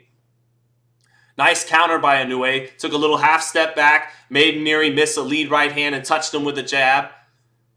Good jab by Inoue, sets up a sweeping right hand to the midsection in the center of the ring. Inoue short with a left hook in the center of the ring, lead left hook. Picking his gloves up, straight right hand to the belt line for Inoue in the center of the ring. Nery looking a little less bold in the third round, keeping his eyes open, his lead hand down, and trying to find an opening, but he knows this guy is very athletic by bursting in and out of range. Nery with his left glove up, catching the sweeping right hand off the jab. Good little counter shot by Nery, trying to catch Inoue to the body. They both caught each other to the body in that exchange. Inoue jumping in with a jab. Inoue missing with a sweeping right hand. This is high-level exchanges, and both guys gambling in these exchanges when they open up because both guys can catch each other in the exchange. Nery, though, not busy this round. Inoue getting off first a little bit more. Straight right hand for Inoue, and he ducks underneath the counter. Good sequence there for Inoue. Double jab by Inoue. Nery trying to come forward with two. Oh, big 1-2 knocks the head up of Nery. And Inoue beginning to get a better sense of range and distance. Beautiful 1-2 knocked up the head of Luis Nery for Inoue. Inoue using more footwork now and smiling, beginning to get his swag going. Good jab by Inoue, misses the straight right hand. And Nery's facial expression beginning to lose a little bit of confidence. And Inoue beginning to gain confidence in the third round. Nery beginning to struggle with the distance of Inoue there. Inoue with that athleticism, hopping around in and out of range, pivoting out to the side with the chin up, and he paid for that in round one. But now Inoue's sense of distance is beginning to get better, and he's beginning to reach into his bag. That was a beautiful 1-2 in the last minute there. 28-27 Inoue, 2 rounds to 1, both fighters down each in the first 2 rounds. So Tay-Day says it's about to get bad for Nery. Real Recognized Real says Nery has low output, punch output. Tay-Day, thank you for the super chat. Said hit the like button for my guy. I appreciate that. No doubt. Nery's going to sleep, says 3 pumps. Yeah, but already for Inoue, you know, you could hardly have any beautiful 1-2 right on the button against Nery. They're both playing this distance game at mid to long range. Both guys are dangerous in between the other guys' punches. They both punch hard. So it's not a high work rate right now, but it's a suspenseful fight because it feels like at any moment either guy could hurt the other with something clean. So both guys are used to being the more athletic fighter. They're used to being able to pull out of range and be safe with their hands down. And, you know, so that's what's making it interesting right now. Fencing with the lead hand are both fighters right now. Nery picking his gloves up. Not using the shoulder roll to start round 4. Inoue getting off first to start. Nery defensively responsible, catching the gloves, catching the punches on the gloves. Now he's trying to walk Inoue down. Inoue steps out to his right. Nery getting Inoue on the ropes, but good defense by Inoue, catching 2 sweeping left hands on the high guard and then actually landing a right hand off. Now Inoue lands a left hook and a right hand in the center of the ring. Straight right hand for Inoue. Nice straight right hand. Nice left hook to the body by Inoue. Clean work in the center of the ring. Taking a half step back. Straight right hand. She uses the jab. Nery making him miss the jab, but Inoue gaining a little bit of control in the fourth. And Nery looking a little more unsure of himself. He wants to fight out of the shoulder roll with the lead hand down, but he's been forced to pick his gloves up because of the speed of Inoue. Now Nery missing in the center of the ring. And Inoue taunts him and says, come on, hit my chin. Inoue left hook to the body, making Nery pick his gloves up like he doesn't want to. Now Nery not looking as bold. Inoue with his hands down saying, come on, touch my chin.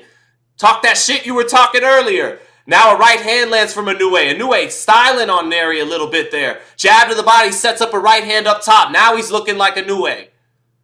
Inoue stepping out of range now. Minute 15 left in the round. Inoue styling and taunting on Nery. Nery not as bold and as confident as he looked after the knockdown. Nery struggling with the ranginess and the athleticism of Inoue. Inoue using fancy footwork on the outside, trying to make Nery open up. Nery more hesitant now to open up with his power shots because Inoue has made him fall short on the outside at times. Now Nery steps forward with a double jab, straight left hand, but that's not his game. His game is the pull counter game and to exchange and punch in between your punches. And he's being forced to pick his gloves up and pursue Inoue. Inoue with a nice right hand. Nery drops his hands, eats a straight right hand to the body, and Inoue says, or Nery says more. Straight right hand sets up a left hook to the body. Now Nery not beginning to exchange with Inoue and just trying to block and let some of those shots splitting his guard, and he's just saying, come on, come on. But this round has gotten away from him.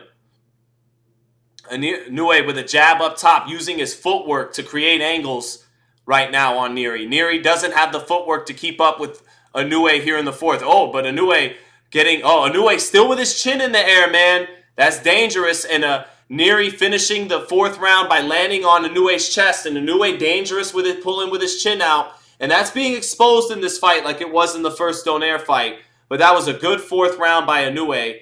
I got him up 38-36 right now. Nice straight right hand on the slow-mo replay on ESPN. Nice left hook to the body. Inoue landed some hard left hooks to the body there. And Nery began to just get unsure of himself in range. Inoue, I got a lot of shit for calling Inoue arrogant, but he is arrogant. And that's what a lot of great fighters are. And you see the arrogance of Inoue that round, dropping his hands, saying, come on, hit me, taunting on him, wanting Nery to open up like he was opening up earlier so he can catch him. But Inoue's got to be careful himself with the way he leaves his chin in the air. So 38-36. Queso Diamante said, man, Inoue better tighten the fuck up. I'm not playing. So Inoue setting up a body shot, getting Nery used to those shots upstairs, says an unknown samurai. All right, round 5. 24-10 in body punches for Inoue right now, giving the Mexican fighter the harder work to the body. So here we go, round 5. Nery not able to fight in the stance he really likes, picking his hands up more. But Inoue still dangerous with his chin up. They exchanged a little bit there early in the first 30 seconds, neither guy landing. Nery picking his gloves up, coming forward. Inoue using more footwork. Big right hand for Inoue, and that hurts Nery. Nery eating a left hook to the body, but Inoue beautiful, stepping around, using better footwork, and boom, straight right hand, knocked Nery right up. Crazy accuracy with the lead right hand that time for Inoue. Inoue picking his gloves up. Nery trying to snatch the body, but he paid for it with a straight right hand, trying to reach down to Inoue's body. Now Inoue, straight right hand to the pit of the stomach, leads to a right hand up top. Now Inoue landing a jab. Another jab for Inoue in the center of the ring. A minute into this fifth, they exchange. Nery trying a left hand, but he eats a left hook and a 1-2 through the center guard. And Inoue backs up, right hand, left uppercut, ducks underneath the left hand by Nery. Inoue picking up the high guard, goes to the body with a right hand, a left hook up top. Good punches by Inoue. Getting the better of Nery right now in the fifth. Nery can't find the range with his power shots, and his punches aren't as compact and powerful right now as Inoue. Nery, his nose is beginning to bust up a little bit. And again, the moxie in his eyes and in his spirit isn't what it was early when he dropped Inoue. He came in with a lot of boldness, but Inoue is sapping that from him right now ever since dropping him in the second. Inoue complaining about the headbutt, motioning to the ref in the crowd. Inoue hands up. Boom, boom, boom. Trying to set something up, trying to have Nery walk into something now. Touching with the jab. Nery can't find the mark with his left hand anymore. Nery falling short with his left hand. Now a jab to the body, sets up a sweeping left hand to the body. Inoue exchanges with Nery and gets a left hook to the body, pops his head up with a straight right hand to punctuate. Good left hand to the body by Nery as Inoue was trying to land his right hand up top. Inoue with 2 short left hooks on the inside. Down goes Luis Nery. Inoue letting Nery open up. And he nailed him with the left hook, kind of like Canelo let Munguia open up, just so he could punch in between his punches. And that's what Inoue did. Doesn't look good for Nery. A right uppercut lands for Inoue. Left hook lands for Inoue. Nery, without his legs underneath him, is exchanging with Inoue. Inoue trying to knock him out. Right hand lands for Inoue, knocks Nery's head up. Another straight right hand for Inoue. Another straight right hand. Nery exchanging without his legs underneath him. 5 seconds left in the 5th. And this will do it for the 5th round. A second knockdown off another left hook for the monster Inoue. Inoue, on the first left hook, had his chin up in the air, right glove up, a chin up in the air, and just walked Nery into the check left hook. This time he tightened it up, back against the ropes, had Nery let go of some shots, and doubled up the left hook. And that's, first he hurt him, and then a short left hook, real short, dropped Nery. And now it is definitely Inoue's fight. 48-44, 2 knockdowns to 1 off 2 left hooks. So all 3 knockdowns coming off left hands tonight. That was a short left hook. Again, Inoue tightened it up on the inside, back on the ropes, left hook. Came even shorter on the second one and dropped him. So good stuff. Good stuff. Great comment by Saladin Allah. Said, great champions that get up from flash knockdowns are champions. That's right. Felix Trinidad, Juan Manuel Marquez. Drop me early, okay. Now I'm going to get up and fight like hell. And that's what Inoue's done. Round 6 right now. Inoue dropping the lead glove. And that tells you he's comfortable again. Because Inoue came out with the lead glove low and got caught. Didn't respect Nery in the exchanges. And ever since, he's been fighting with his hands up more. But now Inoue beginning to change stances and feel comfortable again with the lead hand low. But now he picks his gloves back up. Working behind the jab. Staring at Inoue like, come on, come on. Come on. Funny little taunt there. Jab up top. Straight right hand to the body for Inoue. And Nery does not trust himself because he doesn't have the compact precision that Inoue does in these exchanges. And he knows Inoue's going to find the mark if he opens up sloppy. Nery losing some steam out of his punches now after that second knockdown. Nery picking his gloves up. 2 hard body shots by Nery, and he finishes with a left uppercut, but Inoue is letting him punch on the inside because he's setting him up, and that's exactly what he does. He hurts him on a left hook off a quick 1-2-3. Straight right hand. Beautiful combination punching by Inoue. Straight right hand lands again. Straight right hand lands again. Nery's legs are not underneath him. Nery exchanging with Inoue, but the precision, the punch placement, the speed and power showing up. Nery backed up on the rope. Straight right hand, down goes Nery, and he's down like a rag doll. Ragdoll physics, and the referee waves it off. Nery is knocked out on the ropes with a right hand. He dropped Inoue for the first time in his career. Inoue came in reckless with his chin in the air, tightened things up, picked his gloves up, dropped him in the 2nd, dropped him in the 5th, knocks him out in the 6th. Beautiful right hand by Inoue, and he turned Luis Nery, who is still down on the canvas. He's fine. He's up, and his eyes are up, and he's planted on his butt, but he still hasn't made it to his feet. Inoue doing a lot of taunting, banging his chest, a lot of bravado. Beautiful performance by Inoue. Had like someone mentioned in the chat, like Juan Manuel Marquez and Felix Trinidad got put on his ass early, but got up and got the knockout inside of 6 rounds. Very entertaining fight. Very fun fight. You could see after that first knockdown that the bravado and the spirit of Nery lessened. Inoue getting exposed for some technical flaws early in this fight, but once he got into rhythm after that first knockdown, he really began to style and show that precision, that amazing accuracy with either his right hand or his left hook. Set up the left hook to the body, landed some bomb right hands that every time he landed the right hand, he would just, you could see the power, the impact of the shot knock Nery's head up. And he knocks out Luis Nery with a beautiful right hand. And again, ragdoll physics. I used to love video games with ragdoll physics. He turned Luis Nery into ragdoll physics. Now, detractors, critics will point out that his chin was in the air at times. He got dropped by a left hand. Nery comes over to Inoue and wishes him a good fight. Inoue briefly acknowledges him, not too interested in any camaraderie with Nery, but Nery had to have earned his respect by putting him on his ass for the first time. And that was a good fight. That was a really good fight. Very good performance by Inoue. Maybe the knockdown keeps Terrence Crawford firmly planted at #1 pound for pound, and Inoue will have to settle for 2 right now. Maybe he'll get dropped to 3 if Usyk can dominate Fury. But great performance from a great fighter. Very entertaining fight. Great. Great stuff by Inoue. Let's take a look at that knockout in slow-mo again. So, yeah. Drummers against it said Tank is too big. Indeed he is. That knockdown woke the monster up, said Tay-Day. He avenged Japan, says Tyrone Nixon. Real Recognized Real said, appreciate your insight, Sean. Yeah, if you guys enjoyed this commentary, please hit the like. Figueroa versus Inoue at 126 is possible. That's a good fight. I would pick Inoue still, but man, that chin in the air stuff, it cost him tonight. You know?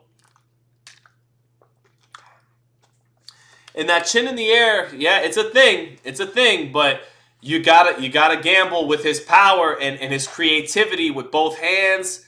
His amazing placement.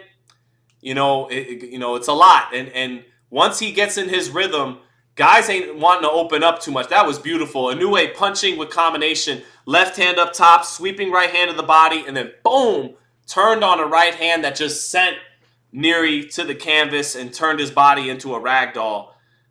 And yeah, Nery likes to be the guy who can fight with his lead hand low. You could tell he was uncomfortable having to pick his hands up. That's not him operating at his best. When you pick your hands up, you don't have the same vision and creativity as when you're able to work from here or with the lead hand down here. And so you knew he was uncomfortable when he had to get away from his favorite stance. Inoue's more versatile and a better fighter than Nery. He can still fight really well when he picks his gloves up, and that's what he had to do. He had to make that adjustment because early on he was fighting with his hands, not up here, and didn't respect Nery enough. And usually on that lead hand, whether it's the jab or the check hook or the lead uppercut, Inoue will leave that chin in the air, paid for it with the left hand of Nery. Then he tightened things up after that in the second round. Dropped Nery on a left hook, on a check left hook. Then in the fourth round, he dropped him off. He tightened things up again with his back on the ropes, threw a double left hook really short. And then after that second knockdown, Inoue began to feel comfortable again and drop that lead hand, get creative with his stances and his punch selection. And and part of that was just getting in rhythm. He wasn't using his feet in the first round. He wanted to load up and knock out Nery. And that's why fighting like that at the championship level is so dangerous, trying to just load up and knock a guy out. Because that's what I think Inoue was doing. That's why his feet were so planted. He wanted to commit to a counter or an exchange, and instead he got caught doing that. After that, he began to use his feet more. His feet unlocked better options for him in the ring, and then eventually he gets the knockout, showing the power in both hands. 2 knockdowns on the left hook, finished the fight with the right hand. Still great, spectacular stuff by Inoue. What wasn't perfect because of the first round, but again, guys like Marquez and Trinidad, that used to happen too, and then they'd close the show. Let's hear what he's saying a little bit. Was Nery the WBO champ coming into this fight? No, he wasn't. Inoue had all 4 belts. He retains all 4 belts.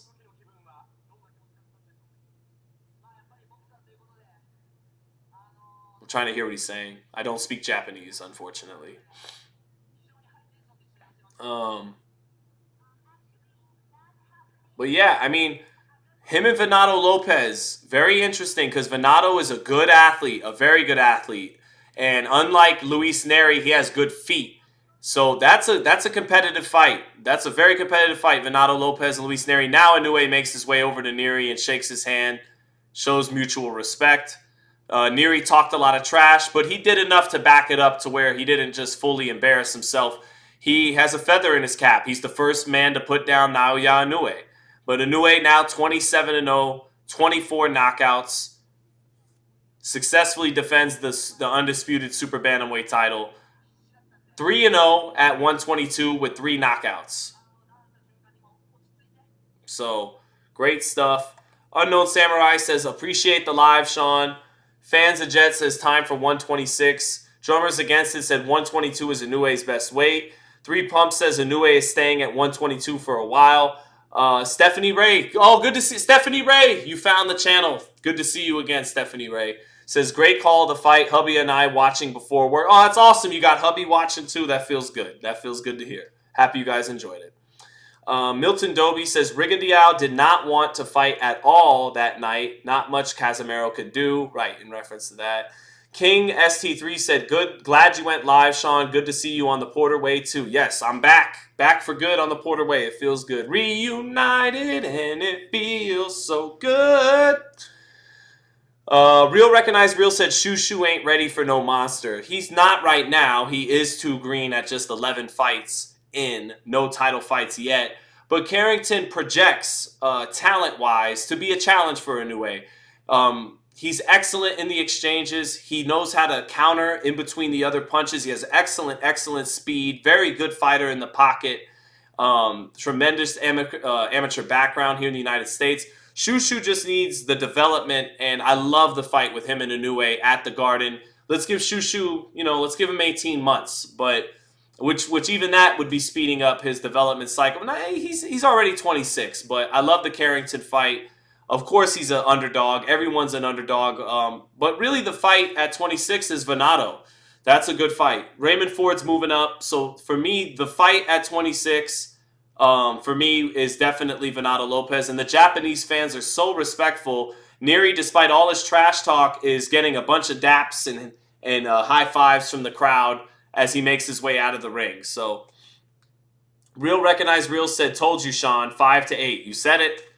No doubt. B said, did that woman ever follow through with the $500? Who, Stephanie Ray? Yes, she did. I got that $500 that day. Very grateful for it. Back on the Fight Hype Live. Let's see. Rock Gotti. What if Shushu fights the monster? Shushu. Tay-Day said Shushu will need at least 2 years. Well, I'm trying to speed it up, Tay-Day, to 18 months, which I would be speeding up the development cycle, but you got to get your hands on one of those belts before he moves up, because for all you know, the WBO will be the first one he grabs off of Rafael Espinoza. So, yeah, Shushu's got to get his hands on the belt in 18 to 24 months, because Inoue will inevitably go to 26. He'll inevitably want to become undisputed. Who's this in the ring with Inoue? Is this Nick Ball or something? Let's see. No, it's not Nick Ball, but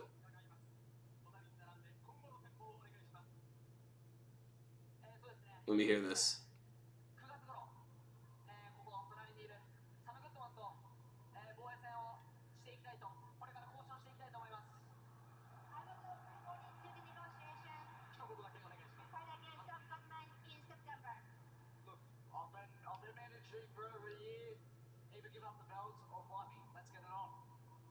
Yeah, okay, buddy.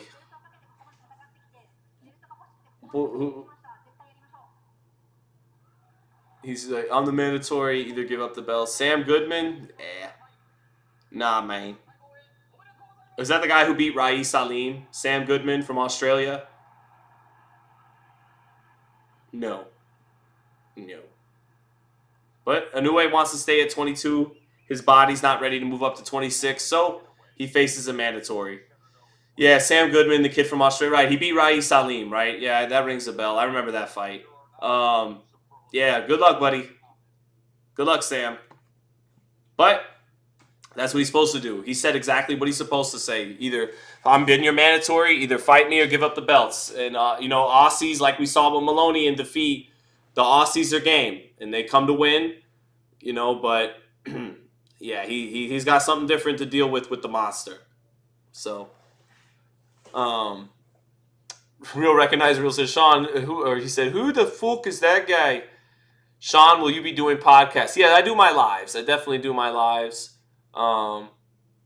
So thank you, B, for asking. Yeah, my lives are basically the podcast. I don't really have a great brain for branding. I've had some people say you should call it the Tell with Sean Zittel. It was called the Z-Cap back on Fight Hype. And I don't know, I just go live and it's me. And that's basically the podcast. But I probably should, make it a more official kind of thing, right? Up the production value, give this a name, have a legit set that I do the show from and everything. But all right, they're back in the studio with my man Tim Bradley and my paisan Joe Tessitore. What do they got to say? Performance by Naoya Inoue as he defeats Luis Nery by 6-round knockout. Yeah, good stuff. Let's go ahead and what do we think, chat? Play some Undisputed? Should we play some Undisputed, chat? Yay or nay on the Undisputed? I'm going to set a poll right now. Hold on. But I enjoyed that. That was a very fun fight. Again, a little bit reminiscent of Trinidad and Marquez, some of their fights. Nice narration, Sean. Will follow. Thank you, Saladin Allah. Okay, let's see here. Let's start. Let me get a quick poll, see if you guys are feeling the Undisputed. Let's see. All right, and poll, and let's start a new one. Do I play Undisputed? I'm probably going to, so I don't even know why I'm asking, but I just want to know you guys want to see it. Do I play Undisputed? All right, hold on. What happened to this poll? There we go. Oops. Oh, thanks. All right. All right, chat, let it be known. Do we get on some Undisputed? Hop on Call of Duty Warzone. Undisputed for sure. Yeah, I'm going to assume you guys want some Undisputed. Let's go. Let's go. Boom. Let me get the scene right. That should do it. No? Hold on. Sorry, chat. Trying to get my capture specific window. Window is Undisputed. Right? Yeah, there we go. Cool. See? See, I did the thing. I did the thing. All right. Yes, fool, play Undisputed. You got it. All right, we're on it. We're on it. Let me make sure. You guys see it on the chat, right? I got Undisputed up on the live. Just want to make sure it's up. And we'll get some Undisputed in. Okay, yeah, we're good. It's up. All right. Let's get some Undisputed in. I figure we'll play with Canelo, right? We're still pretty fresh off the heels of Canelo doing his thing. Get the volume up on my computer a little bit. And we'll do this. We'll do the damn thing. Is Undisputed worth the hype? Look, I love Undisputed. This is my favorite game to play right now. At least until Paper Mario 1000 Year Door comes out. No, I'm just kidding. But Canelo, for example, is super authentic in this game. The way they animated his uppercut and his left hook is so lifelike. I think playing with Canelo is very realistic. There's some fighters they nailed pretty good. Crawford, Canelo, Larry Holmes, Riddick Bowe. You could really play like how they fought in real life. And the game encourages you to based on its engine and mechanics. So let's do it. Be my man Crawford. I'm gonna go Canelo. Fight night better. I disagree. I've been a guy who was a dominant fight night round 4, fight night champion player. Very good at both of those games. I'm very good at this game. I think this is I like this game better. I haven't gone back to fight night. I own both games. I have Fight Night Champion downloaded on my Xbox One. Used to play it for years, for a decade. And then when Undisputed came around, I made the switch. I like Undisputed better. So that's just me, though. Finding it a little hard to find someone. Maybe I could get someone with... No, we'll just wait. I'll get somebody. Sometimes it takes a minute. And I just think it's every now and then the server takes a second. But for the most part, you could hop into a match pretty quick. Like if I went to heavyweight, I could probably find a fight really quick. But I figure let's use Canelo since we're fresh off the Munguia fight. So Fabian's Jet. Maybe I'll get some Crawford in right after this. Al Booga says, great job calling the fight. Thank you, sir. I appreciate that. Is the full game out yet? No, this is still the early access on PC. But it's more polished than when it first came out on early access. So maybe I'll restart the search. Let me try Canelo at welterweight. Sometimes you back out, come back in, and have better success finding a match quickly. Let's see. Is there a story mode on Undisputed? There is. I need to create, a version of me and just do. I need to do career mode. Chat, should I stream Undisputed more? I want to. I mean, I've been busy covering real life boxing lately, but I want to be honest. I want to stream Undisputed more.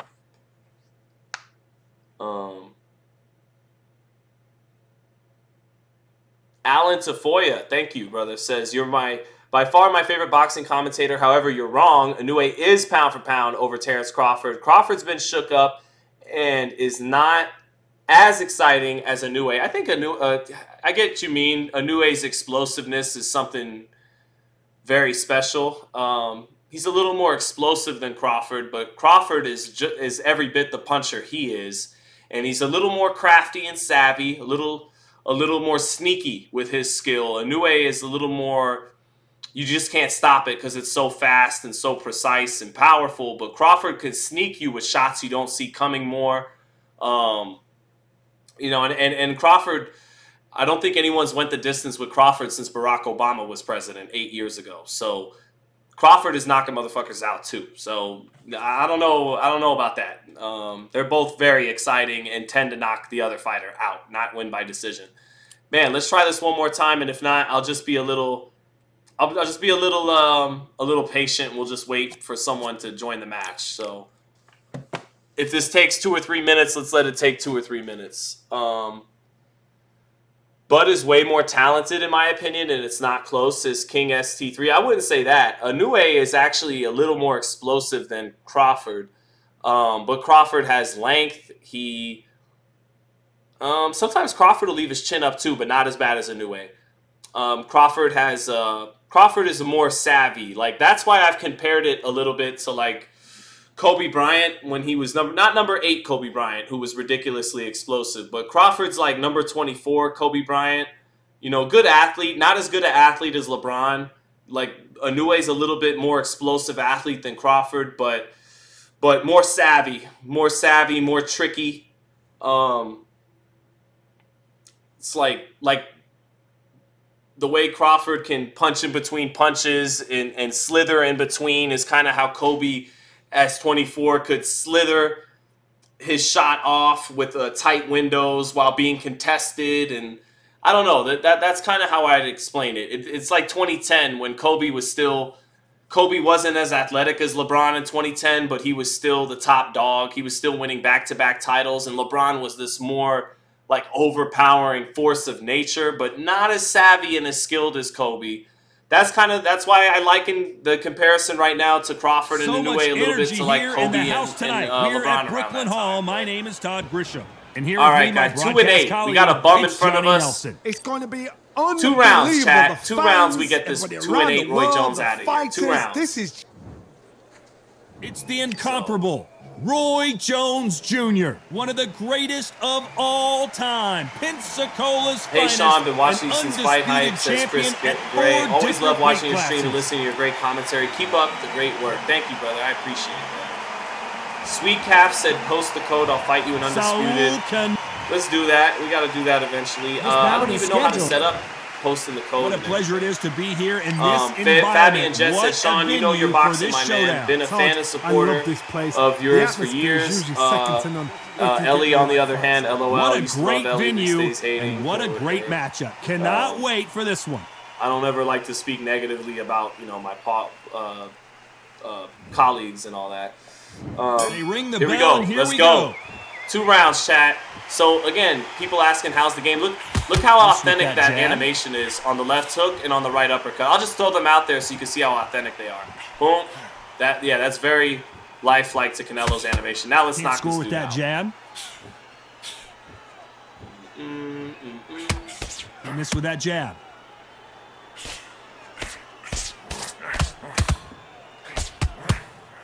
Man, this guy ain't gonna offer nothing, chat. The audience absolutely right on top of you in this very special environment here. This is that place you want to say, I fought there, I've been there, and now it takes me a second to get comfortable on the stream before I start getting busy. When someone punches that hard, you don't. And at some point, the corner needs to think. There we go, chat. Maybe 1 round. Maybe 1 round. Bill Haney says, is Dev also in the game? I wish Dev was in the game, though. He can get up from that. Does he want to? Double left hook, right chat. Roy Jones trying to stay in front of me too much. At the halfway point, there's no doubt who's won this round so far. Oh, so left he's hook. back up on his feet, but can he get back into this He has fight? no answer for the left hook. Straight right hand. They can smell blood. To the body. They've got to be smart. Get in there. Then boom, back in the same spot again. It happened once. Where you going, Roy? Away with it. We can do it again. Nowhere to go. Some fighters, when this happens, this can be heartbreaking. Some fighters, it makes them angry. They want to get back into the mix again. I want to know, what sort of character are we looking at here? Don't want to follow him. There we go. Left hook. Left hook. Oh, a little short with it. Step in range. To the body. Finish up top. Misses. Right uppercut to the body. Take that punch. Another right uppercut to the body. Straight right hand. I think we all know who won this round. Every time they drop their guard, they get caught. All right. Quick little knockdown off the double left hook. Let's talk about Roy Jones in that last Rod round. says big shout out to Tell Best in the Business. Tay is dead after that double left hook To make or knockdown. break a fighter.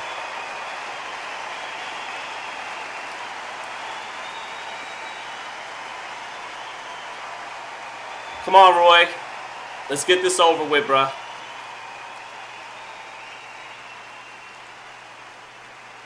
My man is delaying the inevitable. Just press A, bro. Just press A. Let's go. And there's the bell to start the round. They really got banged up last round. What can they do here to change the momentum? Todd, listen to me. If Come on, I bro. knock somebody down like that round, you know this round coming out? He's getting everything, full barrel, because I know his legs are gone. So this, you watch what's going to happen. If he doesn't, I'll be very, very surprised. Cut him off. Not a lot of punch output. Thought there might be more action here.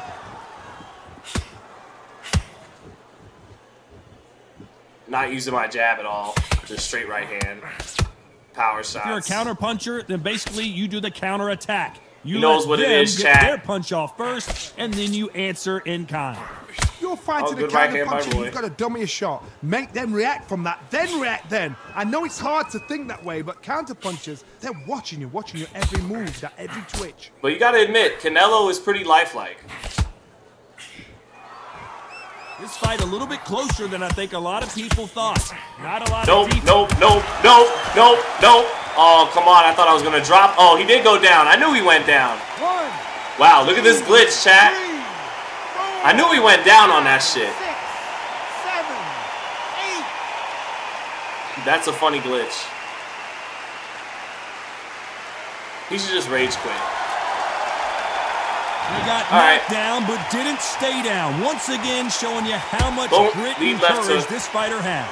The corner Lead needs left to hook. think nice and sharp. They Let's know do it their again. fight. They know what their Lead fight left is capable hook. of doing. Lead left Will hook. the Lead left referee hook. Come stop on. it? Boom. Days, where Okay, should going to he the look? body. What should he To do? the body. Should he run? Should he? Oh, left hook up top. Go to sleep, Roy. 2-8. 2-8. We don't get too much credit about that. 1, 2, 3, 4, 5, 6, 7, 8, 9. Here we go.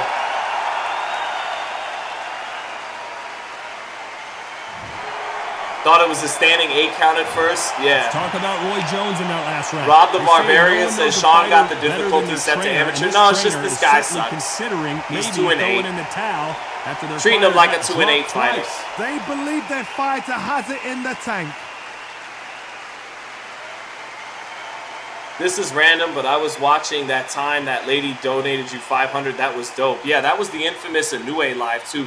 Fabian, did you actually watch my whole thing about PEDs in that live? And you'll realize how out of context I got taken. I mentioned a lot of fighters, not just Inoue, and I made a general point about PEDs. What can they do to turn this around? 2 knockdowns in that last round, there'll be sheer panic in It was that just funny, corner. like, the What do they $500 do? chat Do they was throw the awesome, towel and in? then I Do they became let him such a come villain out that again? day. Because they know their That it was fighter. very It's like a bittersweet. lamb But to the shout out to slaughter. Stephanie Ray always for that. Come on, Roy. The people want to see a more competitive matchup. Let's get you out of here. Big hook. Good thing Boom, it boom. didn't Oh, land. he didn't like the body shot. This may do it. Finish with the left hook. Go to Coming sleep. an Go end. to sleep. Does he know he's hurt him? Look at him. And that should do it, chat. 3 rounds. How's the baby girl? Baby girl is good. 3, Fake Bill Haney in the chat. Sean Zittel, you've officially made it. Thank you, KB. 8, 9, 10, you're out. That's it. This game is horrible. No, this game is dope, bro. It's just that guy sucks, so I didn't have much to work with. You heard that right, ladies and gentlemen. A knockout victory and one of the biggest surprises of the year. Oh, what a shot. What a shot.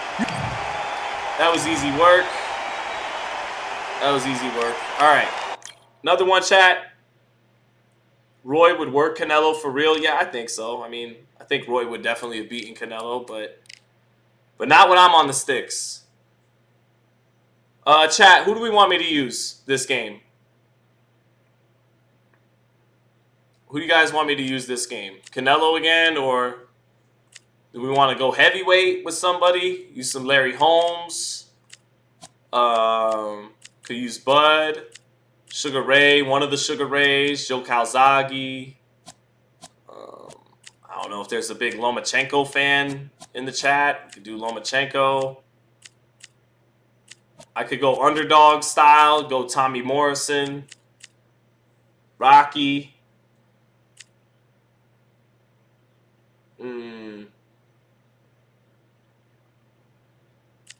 So... Inoue is not in the game, Chris Gray. Otherwise, I'd use Inoue. I'd use, you know... We can go Arturo Gatti. I'm not seeing any suggestions just yet. Use Bud? Okay, I'll use Bud. I'll use Bud. Tay-Day was the first to suggest someone, so he wins. So, yeah. I cherry-picked that guy, George. Hey, I just signed up for smoke. I didn't know who was going to hop on. I'm happy it didn't take long to get a fight this time. Let's see. Terrence Crawford, you got it, Fabian's Jet. Bebop said Macho. I wish Macho Camacho was in the game. He's not in the game yet. He might. I think he's supposed to be in the final game, but go to the online tab and create a lobby. Send me the code. Go to the online tab and create a lobby. Okay, all right. Maybe I'll do that. Are you still going to be on Sweet Calf after this fight? Choose Devin Haney. He's not in the game yet. How did David Adelaide get in the game? Because they're a British developer. So David Adelaide, Martin Bacoli, Lawrence Acoli, David Adelaide. Here we go. All right, Terrence against Terrence. He's 5-2. So he's going to get pieced up too. Let's go. What's up, Matt Borgensen? Good to see you, brother. All right, Southpaw or Orthodox? Let's start Orthodox and then we'll switch Southpaw.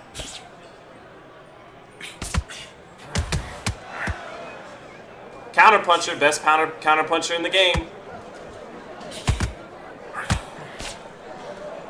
Let me switch up the stance a little bit, style on him. Whoop. Oh, okay, I got countered and jumped in with my jab. I'm gonna make him pay for that. I don't like getting countered.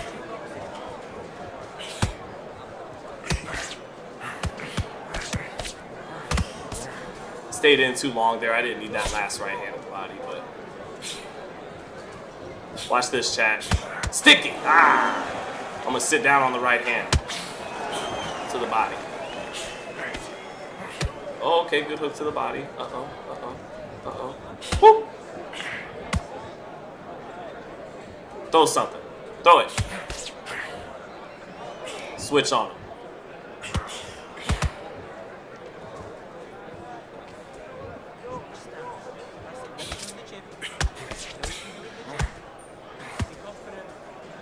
Something to counter. Okay, good uppercut.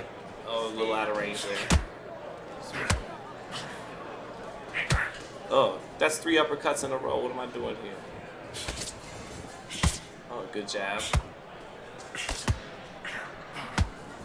All right. Get my rhythm.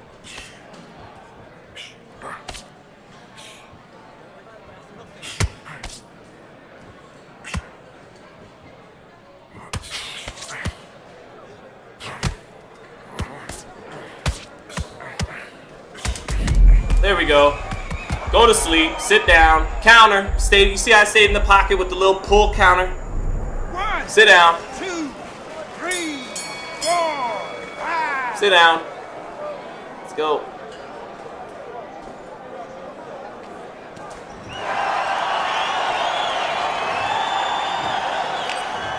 All right, let's finish him, chat.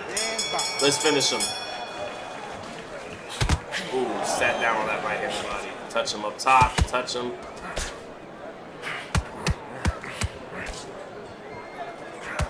Come on. Staying in the pocket. Gonna counter in the pocket. Come on. Whoop. Whoop. Whoop. Whoop. Come on.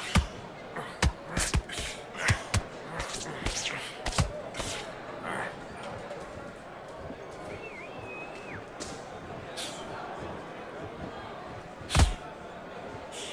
Straight left hand. Setting it up. Oh! Counter uppercut. Uh-oh, that's okay. We'll let him... Oh, that was the one. It's okay. Just setting up a counter. Letting him get off.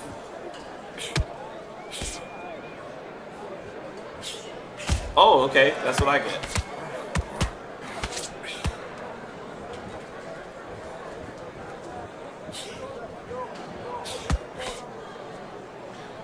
Straight left hand counter. Hold on, I'm sitting on it. I'm sitting on it. I'm trying to bait the jab. Sitting on it. On. Ah! There it is. I didn't need to do that little dip though. I didn't want to do that. Switch.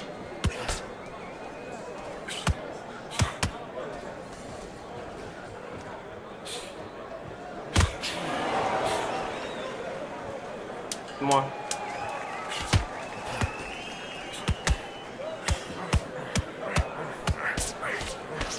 I didn't need to throw that many punches. I was being extra. You know, I'm on the stream. Still got him, though. Shaquille Boxing, man. Have a good day at school, brother. Way to be up early and get the day going. Let's do it. All right. Let's see. Let's be a little more patient here. Set things up instead of just throwing.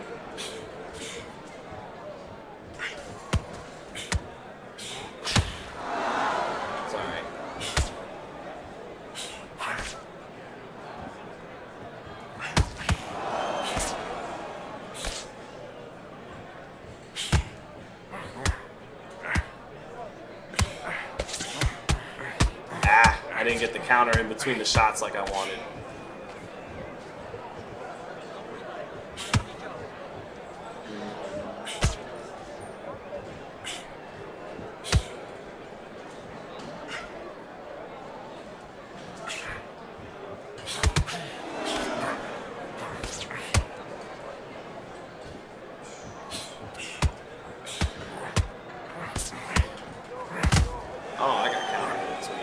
Now my head's hurt. Let me let Bud clear his head a little bit. Let me clear my head a little bit. Ah! Oh, almost again. Oh, that was the uppercut counter right there.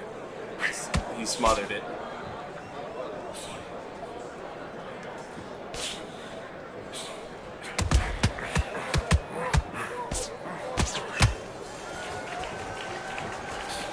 Body, that was good.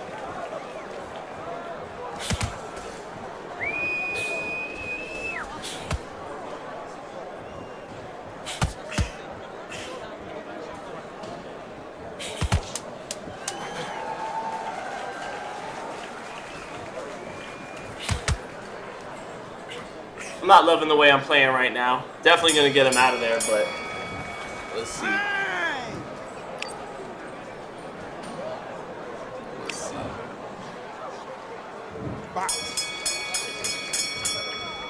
All right.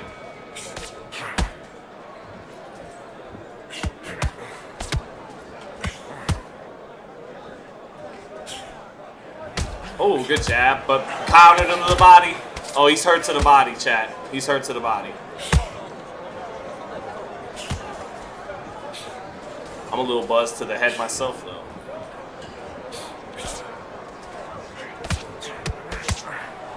Got him. Ah. There it is. Trying to pull counter on him. Oh, that's ugly.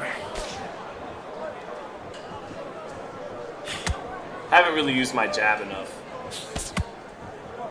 So I'm just trying to load up on a counter. Ah, that was the one. Just off on the mark on some of these.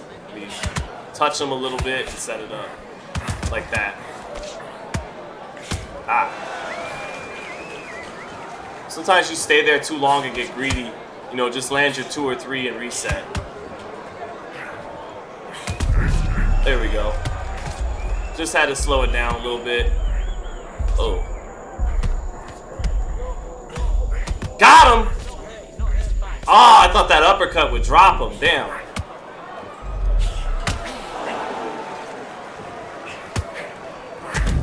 There it is. Yeah, he went down. Game just glitched. Game is glitching right now, but he went down on that body shot. 3, 4, 5, Giovanni says, Sean, play me an Undisputed. 8.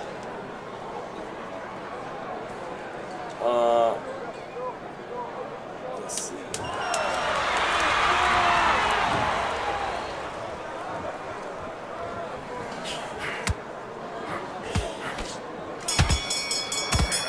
All right. A little sloppy, but we're about to get this KO. What a good fight to start Monday. Yeah, that was a great fight, Chikian.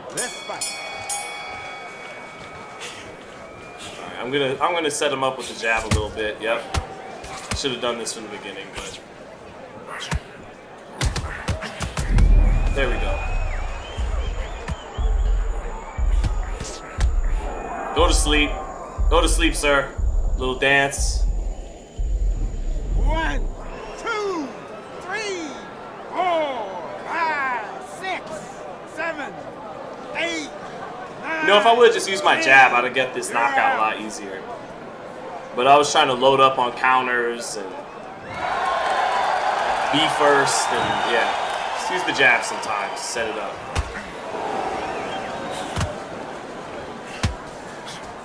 Boom, boom, boom, boom. Yep. Put that jab on him.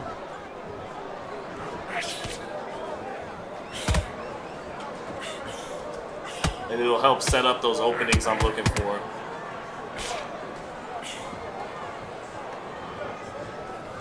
Let me power up the stance for a second here.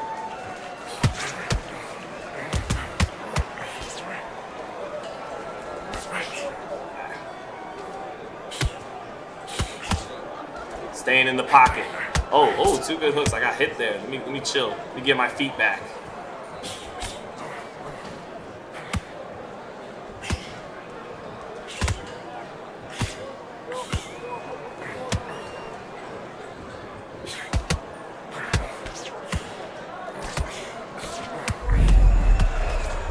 That's how you put them together, chat. Matt Borgenson says, is that the fake Bill Haney in the chat for the super chat? Thank you, but I believe it is. Yeah, I think Bill's real name on YouTube is William Haney, not Bill Haney with the profile picture. So I'm pretty sure that's not the real Bill.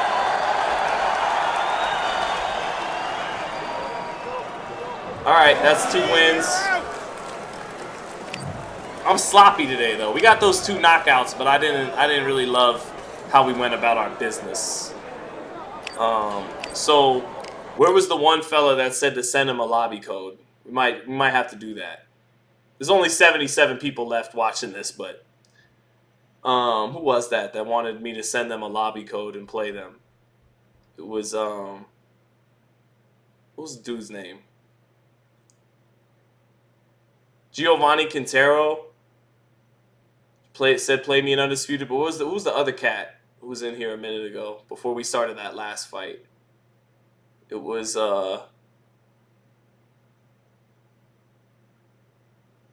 what's up, the DZ6? Let me see. Match with someone in the chat. I'm down. I just need me. It was you, Sweet Calf? That's right. Okay, so how do I do it, Sweet Calf? Let me so you go to online, create lobby. Okay. Oh, you see the lobby code? It's right there, Sweet Calf. So that's the lobby code up here. 37Q EN9ZZT. So are you hopping on, Sweet Calf? Chris Gray said this is a good idea for streams. Yeah, I think so. This would be kind of dope. Let's try this out for the first time. Let me see. Change rules. How do I change rules? So this is the first time we're trying this on the live.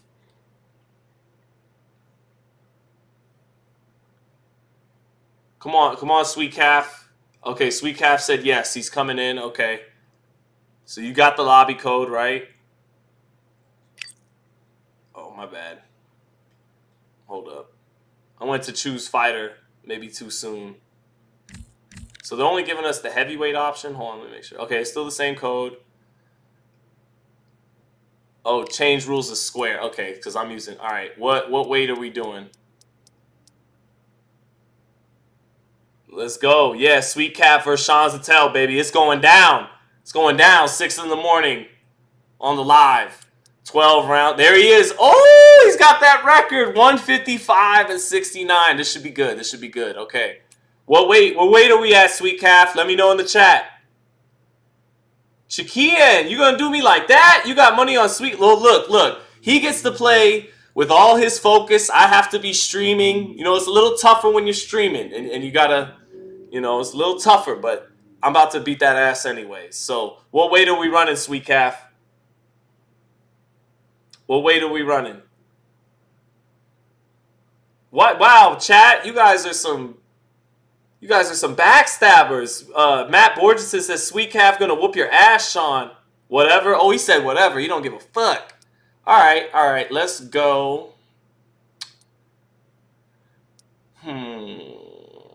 Let's go. Let's give him a heavyweight fight, I guess. What am I thinking? Yeah, heavyweight. We'll go heavyweight. No Fury. Let's not do Tyson Fury, though. Tyson Fury, that's a little bit of a cheat code. Oh, no. Okay, decline. Okay, confirm rules. Choose fighter. Okay. I mean, if you use Fury, you use Fury at the end of the day. But I got 80 people watching. The pressure is on, indeed. I'll go Larry Holmes.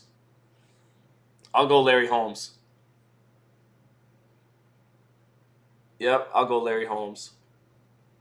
Sweet Calf is going to dump on me and feed me to the pigs. Geesh, Matt. All right. I like it, though. You guys are incentivizing me to fight my best. Who's Sweet Calf choosing? I'm ready.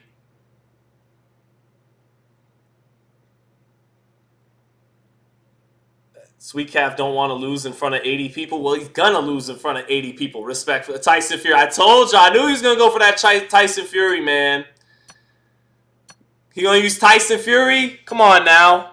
He just wants to win. That's all right. Use Tyson Fury. Go ahead. Use Tyson Fury. Let's go. All right, chat. I might have to be quiet because I'm going to be focused, okay? So just enjoy the fight, and don't be mad at me if I'm not talking much, because I need to focus. This man's got a good record. He's a good fighter. Nothing I haven't seen before. You know, I just gotta be smart, make adjustments. So here we go. Juicebox said you better talk about this fight on the next episode. Do Ward versus Gotti. We're doing Larry Holmes, Tyson Fury. Tonight. We are live at the CompuBox Academy. I'm Todd Grisham. Alongside me, here we go. Johnny Nelson. Oh, man, level 50. Mine, Tyson friend. Fury It's trying to beat my ass on my live. Let's see. Holmes, Let's see what it is. All right, I got to focus in, chat. I got to focus in. We have a legit guy on our hands. This bout is scheduled for 12 rounds of boxing. Matt Fighting out of the red corner from Eastern. Not too many. Here we go. And there's the bell to start the round.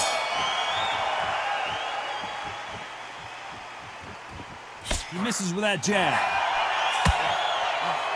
counterpunch caught him clean. Nice counter shot. This is a high-octane battle. Too far out. Off-the-charts action from both of these fighters. Froze me with the body shot.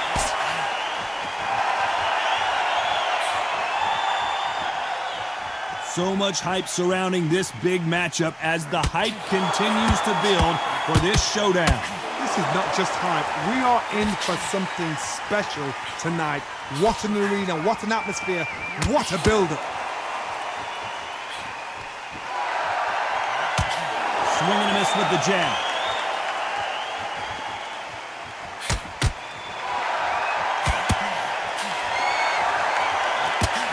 Big shots from both these fighters.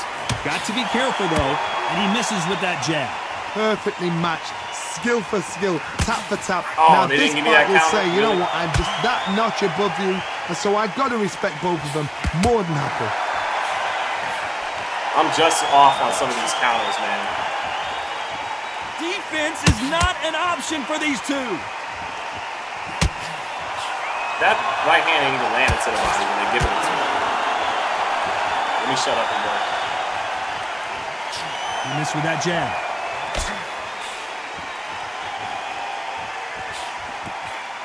And that hook misses. Despite what the judges' scorecards read, there are no losers in this one.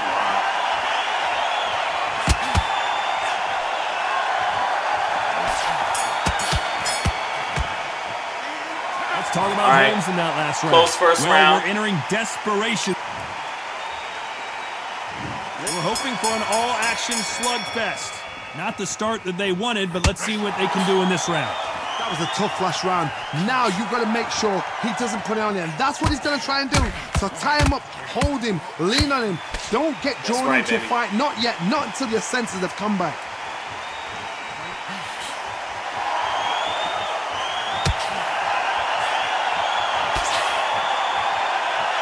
When you're fighting a swarmer and you know their goal is to bury their head right in your chest, the like uppercut that. will probably come in handy. You got to swarm on your case. You know you've got to fight. You got to hold him. You got to tie him up. You got to lean on him when you come in until the referee makes you break off. But keep your hands high, because I will keep punching until that referee said stop.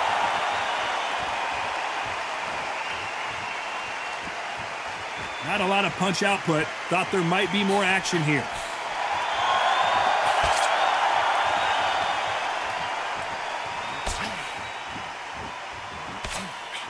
A very competitive look at that round count. here so far. So close with that uppercut. Skill for skill, tap for tap. She's like a match made in heaven. I'm just off the mark with some of these counters. Both men step back for just a moment. That range. Oh, come on. Oh, Sometimes when you're fighting a counter fighter, There it the is. rounds can get a little boring. You get trigger Gotta have shy better because you know timing. if you throw a punch, one is coming right back at you. You're fighting a counter puncher, you've got to dummy a shot. Make them react from that, then react then. I know it's hard to think that way, but counter puncher. Oh, no, I got him with the counter. They didn't give it to me. Every move, but every twitch. we took that round though, chat. A very competitive round with 10 seconds left. Nice counter shot. We took that round, chat. 1-1 or 2-zip me. Let's talk about Holmes in that last Sean's round. getting The schooled, game Maxim plan does Luna? I not don't think seem so. to be working. They ring the bell, and here we go. That corner has got to find a way to get some momentum behind their fighter. This is one of those situations. You've just been hurt, you've got to get out there again. Be smart, be sharp. Don't be a fool, don't get suckered in. Make him fight your fight. Hold him, tie him Should've up, just committed until to your that head power clears jab from again that and your far. legs come back again. Because if you don't, he's going to pop you off. Good counter punch. Ooh, good shot. Good Gotta shot. let your hands go a little bit. It's okay to be aggressive now. Be smart. Can't reach. Jab does not score. Not a lot of punch output. Thought there would be some more action here.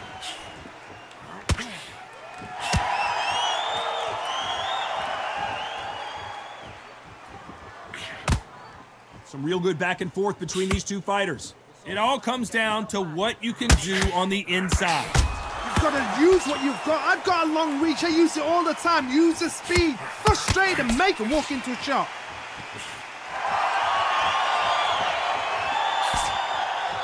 Do you believe what we are seeing?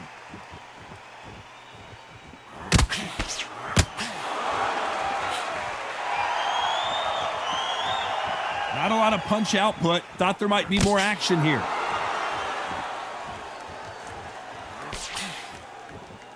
When are we going to see a jab from these two?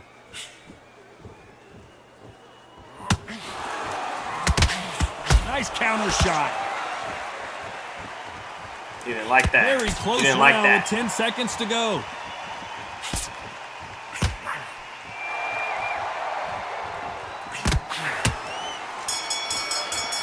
I don't like how much stamina I've used already. Let's talk about Holmes in that last round. Talk about a one-sided 3 minutes. I'm trying. And there's the bell to start the round. We got him up 2-1. This fight has been very one-sided. What are we going to have in this round? 2-1. All right. My motto is, if it's not broken, why change it? An excellent last round. Everything don't give works. me that counter, Wait man. for the If you reaction. give him the Until counter, then, goddamn, keep Fury doing is what so you've just been fucking doing good because in this you've won game. that hands down. So tall.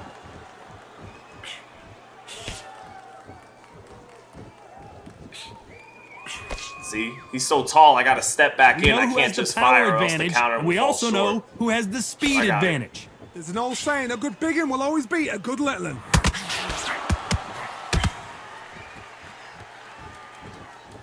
They're both going for the KO. It's so obvious.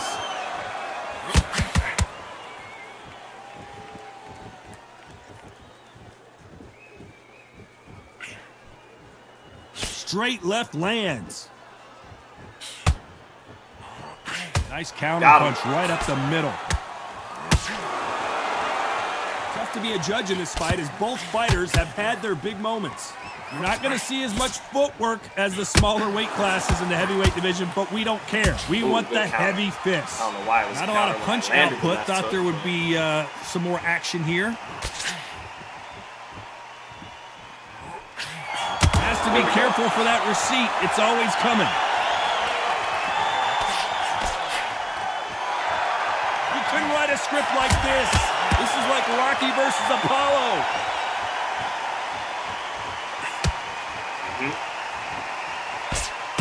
Only Now catching I'm air putting with some of that that hook. heat on you, boy.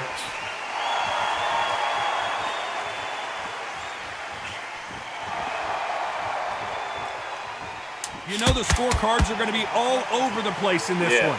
Yeah. You don't want to stay in there, chat. You don't want this. Yeah, I like the way we closed the round. Let's talk about Holmes in that last round. Well, we know I like the the way, advantage so far, but how does this finished match good. get turned around? I seriously hope the judges kept that. I think it's 2-2. We're hoping for an all-action slugfest. Well, Johnny, can he keep the momentum going after that last huge round for him? Todd, my motto is, if it's not broken, why change it? An excellent last round, everything works. Wait for the reaction. Until then, keep doing what you've just been doing because you've won that hands down.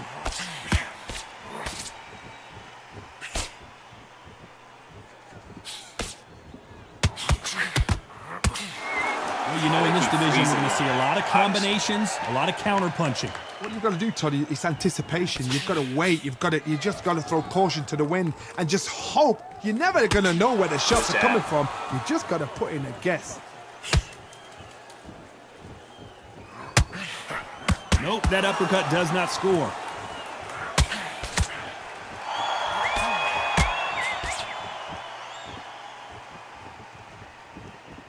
No rest for the weary. Come on. This fight a little bit closer than I think a lot of people thought. Well, Johnny, has anything surprised you here as we enter the final frames of this bout? Remember, with the lighter weights, you're expecting at least 300 shots around. They can let these shots go. They can move. They're fast. They're sharp. It's a hard night's work for the referee. Can't just start walking into shots. Good counter punch.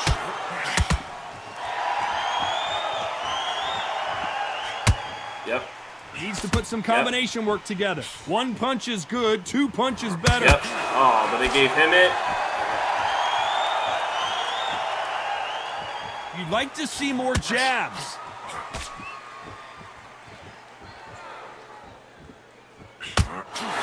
This round's still up for grabs with just 10 seconds to go. Got him. Got him. Go down. What's up, chat? Able to get back on their feet here as the referee continues the count. Oh, he's down. He's down. Is he going to get up? He's staggering. Let's go, chat.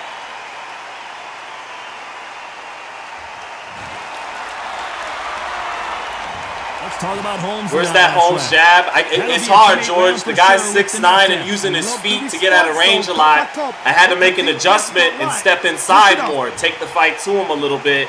But if I take the fight to him too much, I start running into shots. So I got to fight a very smart fight. My man George Yakovich, subscribe to his channel. Down like that round. You know this round coming out? He's getting everything, full barrel because I know his legs are gone. So this, you watch what's going to happen. If he doesn't, I'll be very, very surprised. Nice counter shot.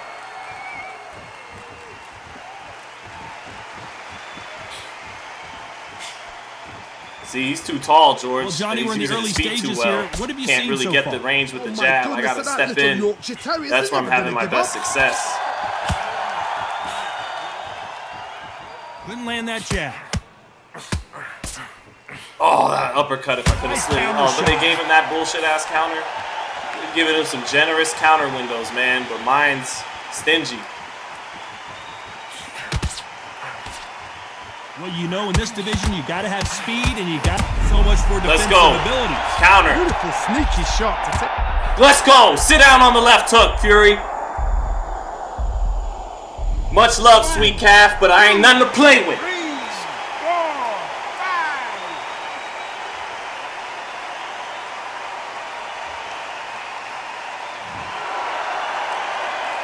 Well, he's back on his feet, but right now, the corner's got to think about throwing in the towel. That is a show of character. When you're put down, your ego's hurt, your cheeks hurt, your body's hurting, and you've got to get up, suck it up, and think, right, I'm back in the game again. It's so hard for a fighter. No! I didn't need to take those chances. Right here. His legs have gone. He's got to get a hands up. Come on, come on. Survival instincts now. Get him up. Come on. Final 10 seconds here. And the Phew. corner's I was like, how long is that hurt window going to last? Always No. looking for that KO. And we could see Give me the that end of the right round. here. It's the end of the round. It's the end of the round. Oh, Let's talk phew. about Holmes in that last round. Phew. What a huge momentum swing that's Shit. going to be, considering that round will be Oh, 10-8 shit. after the knockdown. You're being put down. Oh, You've gotta shit. think I got to right. stay careful, Survive chat. and I got to give it stay back next careful round. with this big motherfucker. Woo. Sorry, I'm taking my 60 seconds, which I got to get my mind right. Woo. All right, all right. Man, hit the like, guys. Woo. They ring the bell. All right, I'm up. I got a lead now, so I don't got to take as many chances. What do you think he's going to do But after being knocked down in the last round? What a heavy knockdown. Yeah, you come get How some are they now. You gonna cut some come back distance from for that? once. They Tired of staggered chasing back your to big the corner. ass. They've got to freshen them up, alert them again, get them back on point again. This round, they've got to coast around. Don't get involved. Give yourself another 3 minutes to get your head clear.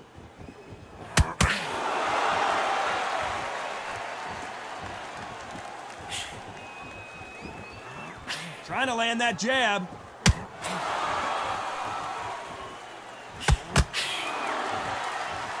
When are we going to see a jab from these two?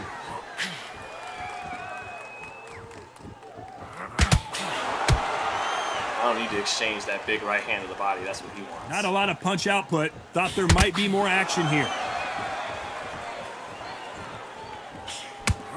Well, just a couple rounds left, Johnny. What's your assessment so far? It's the one who draws first blood, Todd. That's what you've got to look at. If you can hit, and you know you're in there with a banger, you've got to be on it, but you've got to be confident. I can't believe we're only halfway Come on, big through man. the round. Come Very apply some close pressure. match. Come do It some shows Wilder the Fury skill, too. the Come on. discipline, the respect both Come on, big fighters fella. have for each Oh, other, you punch which is yourself not out? there. Is You he out of went for energy? action. He's out of energy. Look, chat. He's tired. I still got my footwork, baby. I saved something for this part of the fight. Quick punch scores. Nah, baby, I got my feet still. Your Look at feet the are in this footwork, quicksand the now. hand You speed. tired. This is the best that the middleweight division has to offer. Not liking that body work. Are you, Fury? Are you, Fury? Did you run out of gas? Did you run out of gas, Fury? 1, 2, 3, 4, 5, 6, 7.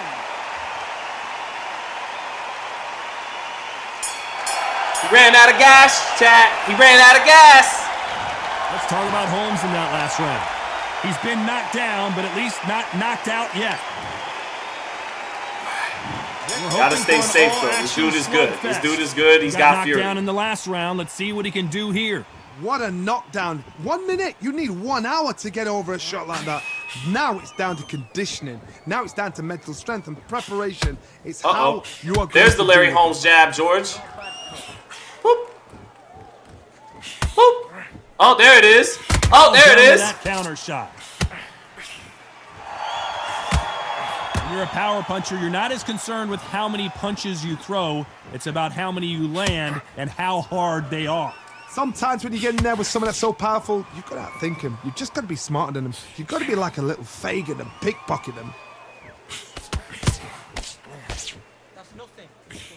There's a Oh, counter that was the shot. hook to end the fight. Someone punches that Another hard, one. they don't want to trace shots.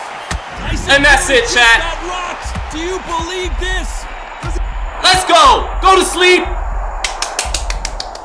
Chiquien. Come on, brother. Come on, Chiquien. You're supposed to be my young homie. 5, 6,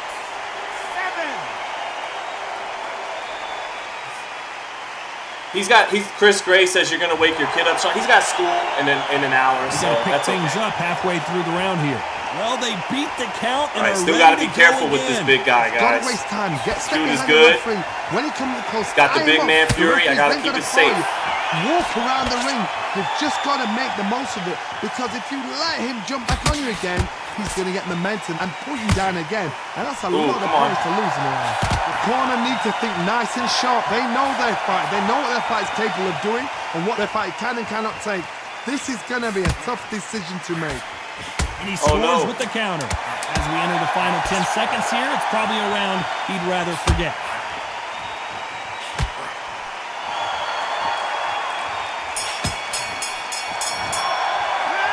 Let's go. I gotta be smart, Rob the Barbarian. Rob the Barbarian said, let's finish him, Sean. What's up, ASFM? Good to see you in the chat, brother. There's the bell to start Haven't the seen you round. in a minute. They really got banged up last round. What can they do here to change the momentum?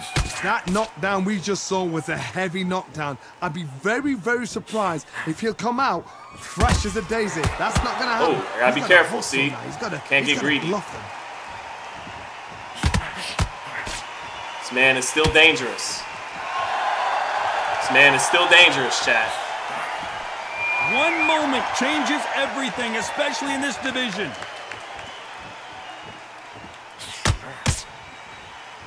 You'd like to see more jabs. And he Oh, no, scores no, with the no, no, no, counter. no, no. Calm down, calm down. Take my time. I got this fight won. Gotta be smart. You can tell one of these fighters is starting to fade. What does he need to do to get back in this contest? Middleweight always gives us a class. If you've got 2 class middleweight fighters, you are in for action. I'm quite sure right now, if you know your boxing, there's a certain fighter, we'll just say marvelous, but some fighters were unbelievable. Why are they bringing up Marvin Nice Hagler? exchanges from both men in this round. They're so close, so close. How can you separate them? It's going to be a hard night tonight for the judges. Oh, I'm stupid with that hook. I left my chin in Both the air. men step Did a back little for just Inoue a right moment. there.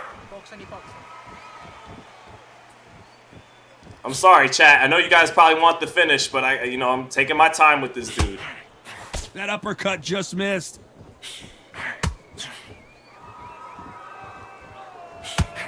Nope, Big that hook right won't hand. score. All right. All right, let's step in. This round could go either way. 10 seconds to go. Just gotta keep it a little smart, chat. Let the knockout come. Let's talk about Holmes in that last round. go. He is down. Put that big jab time in back this on game. fleet. We're hoping for an All right, I'm up 7. I got the fight won on the cards if I stay on my feet. But I want this knockout, but I want to go about it smart. We've got to bluff it. We've got to come out now and style it out. Get on the back foot, jab, rest on the jab. Be smart and pop until your legs come back. See, he's still then, dangerous. Put the pressure on.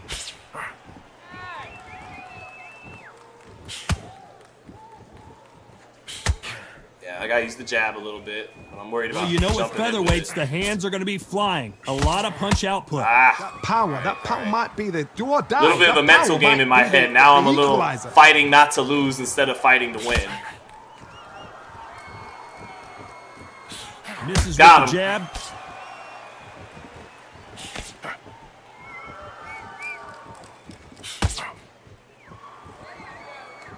Just letting Not a lot of him make punch a output. mistake. Thought there might be more action here. The only way he gets back in this fight is me trying to rush a knockout.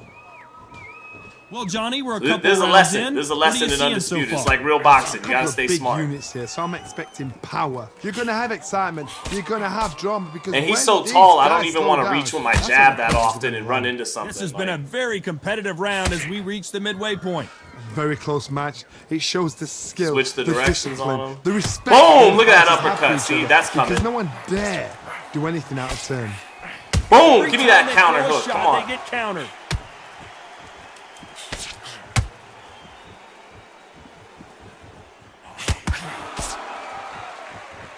It doesn't always pay to be first. Ooh! It pays to... Oh! How's that, chat? It glitched on us. Knocked that mouthpiece out his mouth. That's how you put them together.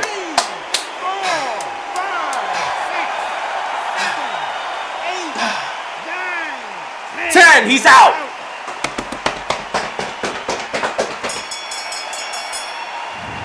Not many people would have predicted it. Hold up. We've got a knockout victory. A knockout victory. That's not a knockout victory. That is somebody saying, I'm here. I've arrived. Try that again. It will happen all over again.